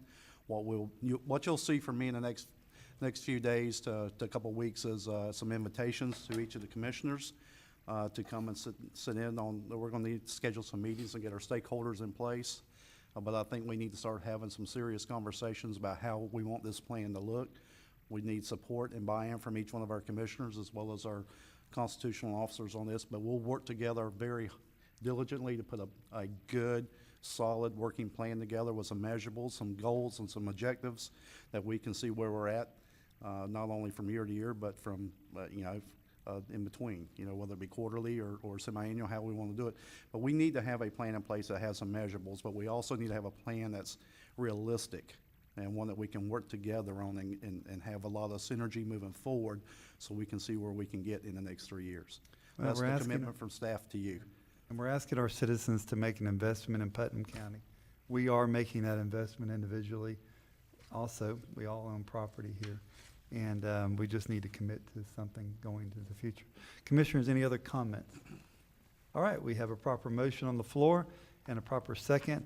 All in favor of the resolution adopting the final levy of ad valorem taxes for fiscal year 17-18, signify by saying aye. Aye. Aye. Opposed, like sign. The ayes have it. Okay, item number B, resolution adopting the final budget for fiscal year 2017-18 in the amount of $116,825,109.08. And retroactively back to October 1st, please. That's right. Yeah, I forgot we're out. And before anybody freaks out, this was fine. The governor moved us ahead because of the hurricane. We're not behind the times here. Actually, we've got more time than what we're taking. We're doing this pretty quick. We had another month. Right, well, we need to move forward, get our departments together, and grow this county. Move approval, Mr. Chair. Thank you, Mr. Lible, for a proper motion. Could, if I could ask the movement, if you could read as part of his motion what is listed there under number 7 on page 164? With pleasure, council. Pass a resolution adopting the final FY 2017-18 county budget for all funds in the amount of $116,825,109, retroactively effective on October 1st, 2017. We have a proper motion by I'm tired, Commissioner I can't even read. Lible. That's okay. I'll second. We have a proper second by Commissioner Goddard. Any further discussion in the matter? Seeing none, all in favor signify by saying aye. Aye. Opposed, like sign. The ayes have it. Motion to approve the 5-year capital improvement plan. Mr. Chairman, I move that we approve the 5-year capital improvement plan. Second. We have a proper motion by Commissioner Turner, proper second by Commissioner Lible. Any further discussion? I have one item. And I have seen items fall off of this and seen them fall on. What's your I've question? talked to Mr. Suggs about it in detail. I would like to see items stay on as much as possible. And I think our departments deserve that. But I know the economy and we have to move things around as best we can, but that's all I got to say about that. Okay. Okay. Any further discussion? Hearing none, we have a proper motion to accept and a proper second. All in favor signify by saying aye. Aye. Opposed, like sign. The motion to approve the 5-year capital improvement plan passed. And that's the end of our thing. What's that? Okay, where Mr. do Chair, we have a couple other items, if you don't mind. No. Just some housekeeping items. I went ahead and extended the state of emergency day for Putnam County. Okay. It was due today. We went ahead and extended that. And our conversation that we had earlier in our 2 o'clock meeting, we have got some resolution of that as well. We're still active under the state emergency with Irma. We're going to be moving forward on processing whatever costs we have associated with our roads today, still utilizing that state of emergency that we're under now with Irma. Good job. Yeah, very good job. Mr. Chairman, Yes, sir, Mr. Turner. Mr. Suggs, were you able to determine whether we needed to do a second state of emergency for the nor'easter stuff that came after or not? Yes, sir, Mr. Chair, Commissioner Turner, we have, after meeting with Mr. Romay and Mr. Simpson this afternoon, the active state of emergency under Irma will suffice for what it is that we need to do at this time. Okay, thank you. The only thing we really need to do is make sure we document, and I know press understands that, everybody does, the repairs for the Northeaster versus, okay, Irma. So, all right, and is there any other business to come before this group? Okay, Chief Romay, please come up. Better be glad Commissioner Goddard didn't have the gavel. He had already. No, this is a good thing. The Disaster Recovery Center at the fairgrounds is open 8 to 8, 7 days a week. Please tell everybody to keep coming. Ryan had to go over there and help out with a couple of things, but we've been averaging over 100 of our folks going in, getting registered and all that a day. Today we've seen over 200, which the total is well over 10,000 folks that have been approved for FEMA assistance, individual assistance for way more than $3 million. So just wanted to put that out, and hopefully everybody will continue. If you have any damage whatsoever, have any questions of FEMA, any of that kind of stuff, they're there at the new building at the fairgrounds. Thank you. How long will it be open? Indefinitely. We don't have a date yet on closing yet. So not indefinitely, just a while longer. We're trying to keep it indefinitely, sir. Originally, there was some short-term dates they gave us. We pushed back, and they've extended those, but they haven't put a date. It will be, another, we're hoping another couple of weeks at least. Now, that's the, if I could, Yes, Mr. sir, Chairman, you that's may. the message I'd like to get out, is we're hoping for another couple of weeks. Correct. The reason why we don't want somebody to miss it thinking they have 3 or 4 weeks, they need to Right. try to get the time to get on down there and do it. And with the time being 8 a.m. to 8 p.m., including Saturday, Sunday, then, we tried to make it available, and FEMA tried to make it available for everybody. Thank you, sir. I do have one. Chair, if I could. Yes, Mr. Lible, please. Okay. Quinn, commercial folks, what would be their procedure to receive help? Where would they go? Businesses can go over and see FEMA there also. They're doing business and individual there. Okay, thank you. So one-stop shop. One-stop shop. We're trying to get Red Cross to be there also. They've had some additional programs, but we're still working on that. Good deal. Mr. Chairman, if I could, You may. how are we getting as far as a response to residents bringing vegetative debris out to the site that we set up out there at the fairgrounds? Are we getting a good I would response? defer to Mr. Guest on that. Mr. Gass, I have a question concerning that, so come on up. That was gonna be one of my questions. We are getting more and more consistently as the word gets out more and more. We've had several people bringing multiple loads out. So they are starting to utilize the facility there at the fairgrounds. All right, good, thank you. Are we running out? I got a call from a former commissioner this morning asking that he had heard we were running out of room, and I had not heard that. We're not running out of room, are we? We're getting a lot of debris in. This week it was over 18,000 cubic yards. Last week was 17,600 cubic yards. It's a lot of debris, but they're getting the grinder in. They're going to grind it and get it out of there and make more room for more stuff to come in. And tell the general public what they're gonna do with the wood chips after they grind them. This is what's exciting. We have requested that the contractor make an agreement with Georgia Pacific and recycle that material as feedstock for their boilers, and actually have it as a recycle credit, we hope. Good. So we turn Hurricane Irma into toilet paper. I love it. I absolutely love it. I do. I could see it plastered on the side. Hurricane edition. Good place for it. That's it, exactly. And I think one of the takeaways from those numbers is that we're getting a lot of debris moved. So good job. We are as getting difficult as it is around the state to get the contractors, Mr. Gast has done a good job on staying on our contractor and helping him to get subcontractors to actually get this debris moved. So, and then also I want to say good job to Quinn and Ryan and Paul Flato for getting the word out for the citizens to be able to haul their debris out there. I think it's all working the way we were hoping it would. Maybe not perfect, but it's working. So. I agree. Mr. Chairman, one final question for Mr. Gast, if I could.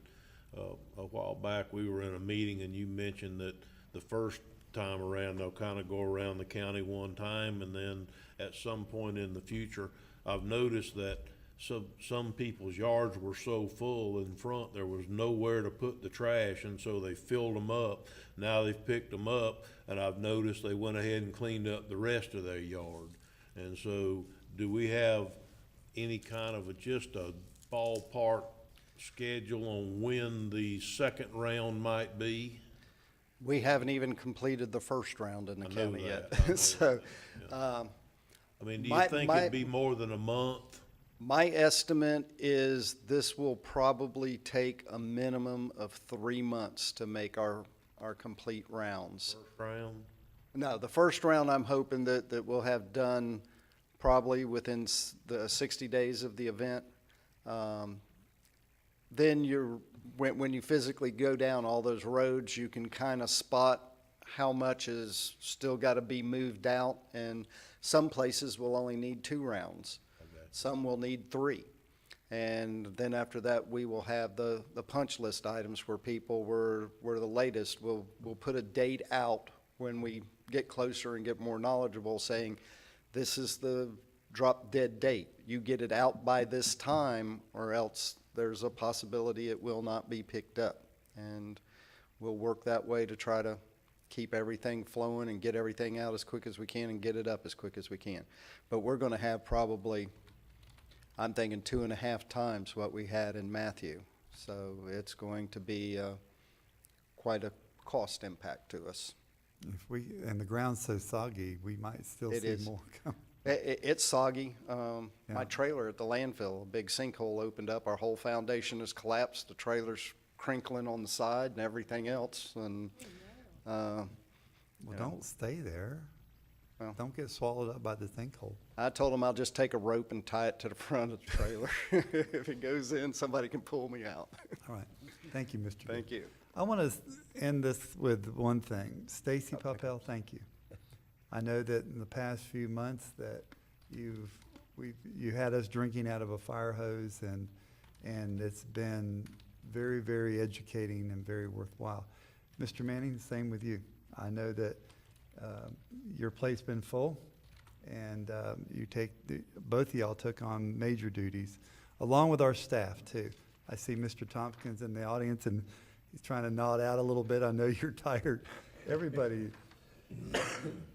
Mr. Suggs, we're looking forward to the future of Putnam County. And I believe we've got the right man to go forward at this point. Yeah, well, I appreciate that very much. And, you know, staff and I are dedicated to doing what's right for this county. We'll be fine. We're going to get some things done. We're all going to work very diligently on doing the things that need to be done for this county. So we're going to be okay. There was one other thing that came out this morning's meeting, signs. Yes. For docks. Yes. We got an original quote, I guess it is, for some 18 by 24, like the little yard signs that you stick up. Very nominal cost. I think we can get 100 of them for $400 and get them printed up. We can hand those out. Did we get a chance to get any 4x4s, Ms. Stacy? Yeah, here's an email. Although I don't see the attachment. There's the attachment. Okay. Okay, thank you. Okay. All right, 18 by, I'll just go down the list. 18 by 24 for 100 would be $400. 24 by 36, 100 would be $800.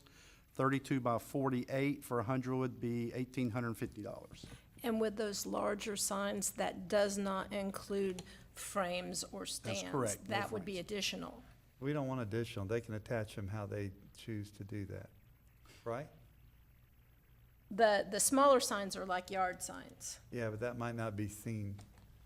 I like the middle one. I don't know that we need 100 of them either, the bigger, the larger one. I mean, I think we definitely need some yard signs for the sheriff's department to pass out. They've graciously, I understand, have agreed to do that, and we appreciate it. And, but if we had maybe the 100 of them and maybe just, I don't know, 20 or 30 of the larger ones to put in key locations, well, I don't think we need 100 of the big ones. I agree. Just the ones like where you're driving up and you want the no wake to start, that's where you'd need a bigger sign. Okay, well, we are welcome. Any suggestions on how many you want, and we can go ahead and get this taken care of, because we got quotes. I mean, if you want the 24 by 36, I would certainly suggest the smaller signs, we need to do it in a bulk of 100, because it's cost prohibitive to do it in less increments. What colors are we looking at? Oh, now, sir, I haven't Oh, got that okay. involved. That's- I just got I'm the not sign worried. price. Sorry. On the biggest no way, yeah, orange and blue. I mean, obviously, Like orange and blue. this was done after I left today, wasn't it? Yes, sir, it was. Did you give any thought, though, to growing immune to these signs? If you pass them out to the public, do you really think they're gonna go back in when the water recedes? They won't. They'll stay out there, and the public will come, the boating public will come immune to these signs, and then when you really want them to work, they're not gonna work.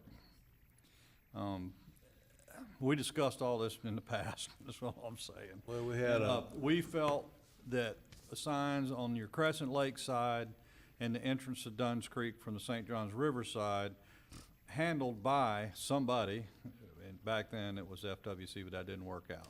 But, if you don't take control of the signs, I don't think they're gonna be effective. That's my thought. Yes, Sheriff, come up. I do think we could probably keep a list of where these signs go and who's got them, and we could say, look, possibly the water's resided. So. In an earlier conversation with Mr. Suggs, I had agreed that we would be more than happy to assist with the distribution of those signs. Along with that, it's very easy for us to maintain a spreadsheet of the locations where we actually distribute the signs and then place them. So I think that we can very easily go back out and collect those signs once the necessity for the no wake courtesy signs have. Don't you agree? I do. Sheriff, that's the only way it's gonna be effective. Sure.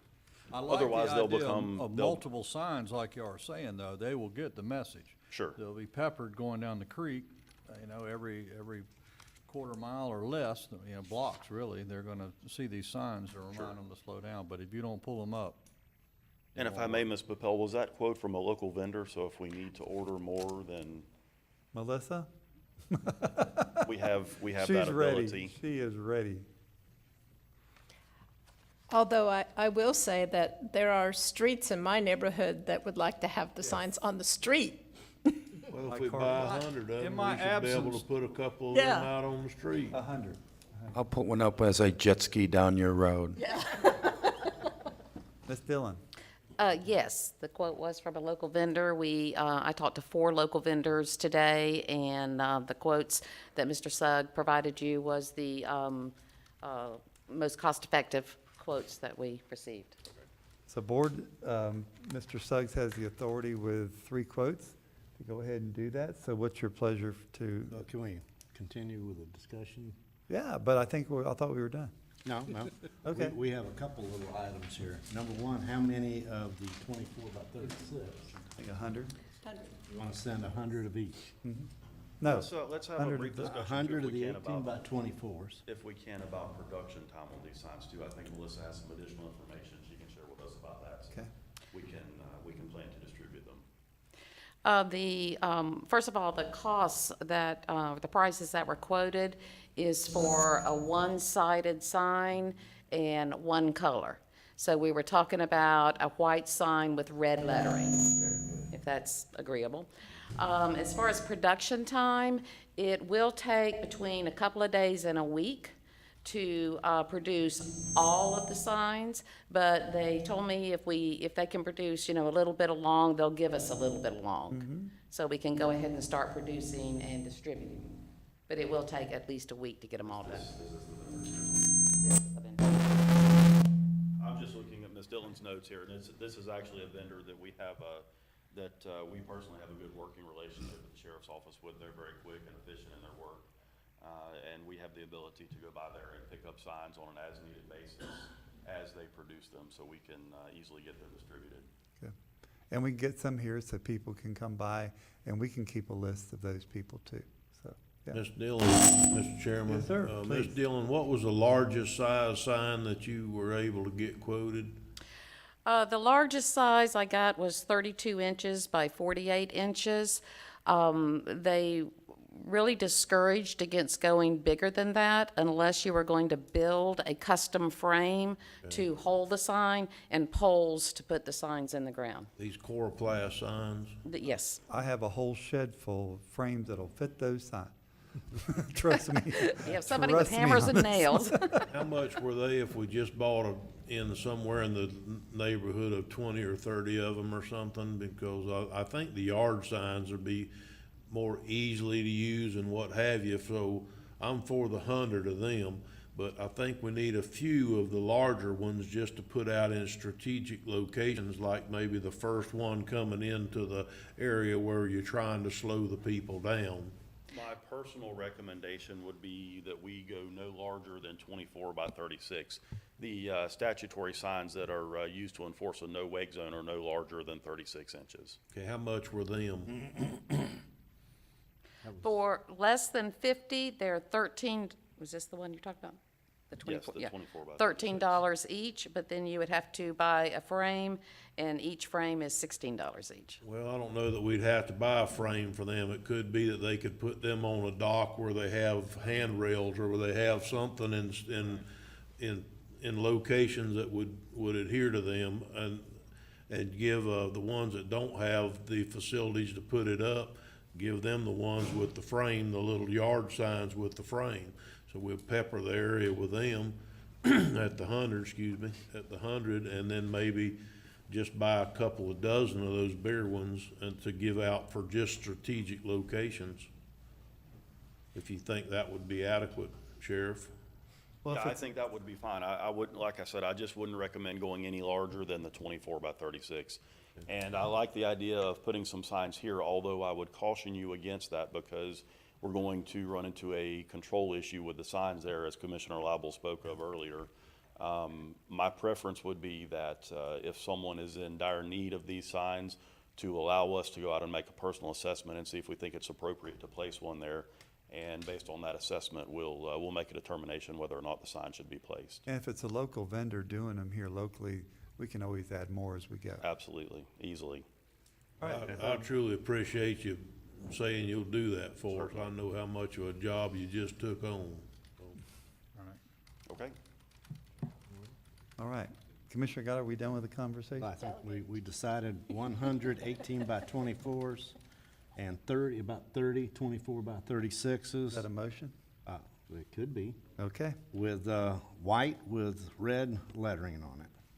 So you're going to form that? in a I'll motion? make a motion that we purchase 100 18 by 24 signs and 30 24 by 36 signs that will be white with red lettering. Okay, we have proper motion by Commissioner Goddard. I'll second that motion. Proper second by Commissioner Turner. Any further discussion? Hearing none or seeing none. All in favor signify by saying aye. Aye. Pose like sign. The ayes have it. And these signs are gonna say, "No wake," as big as they can with a small please underneath. Yes. Where we're being nice about it. We're being very polite. All right. Thank you very much for this meeting, and seeing no other further business, we will adjourn this meeting. Thank you.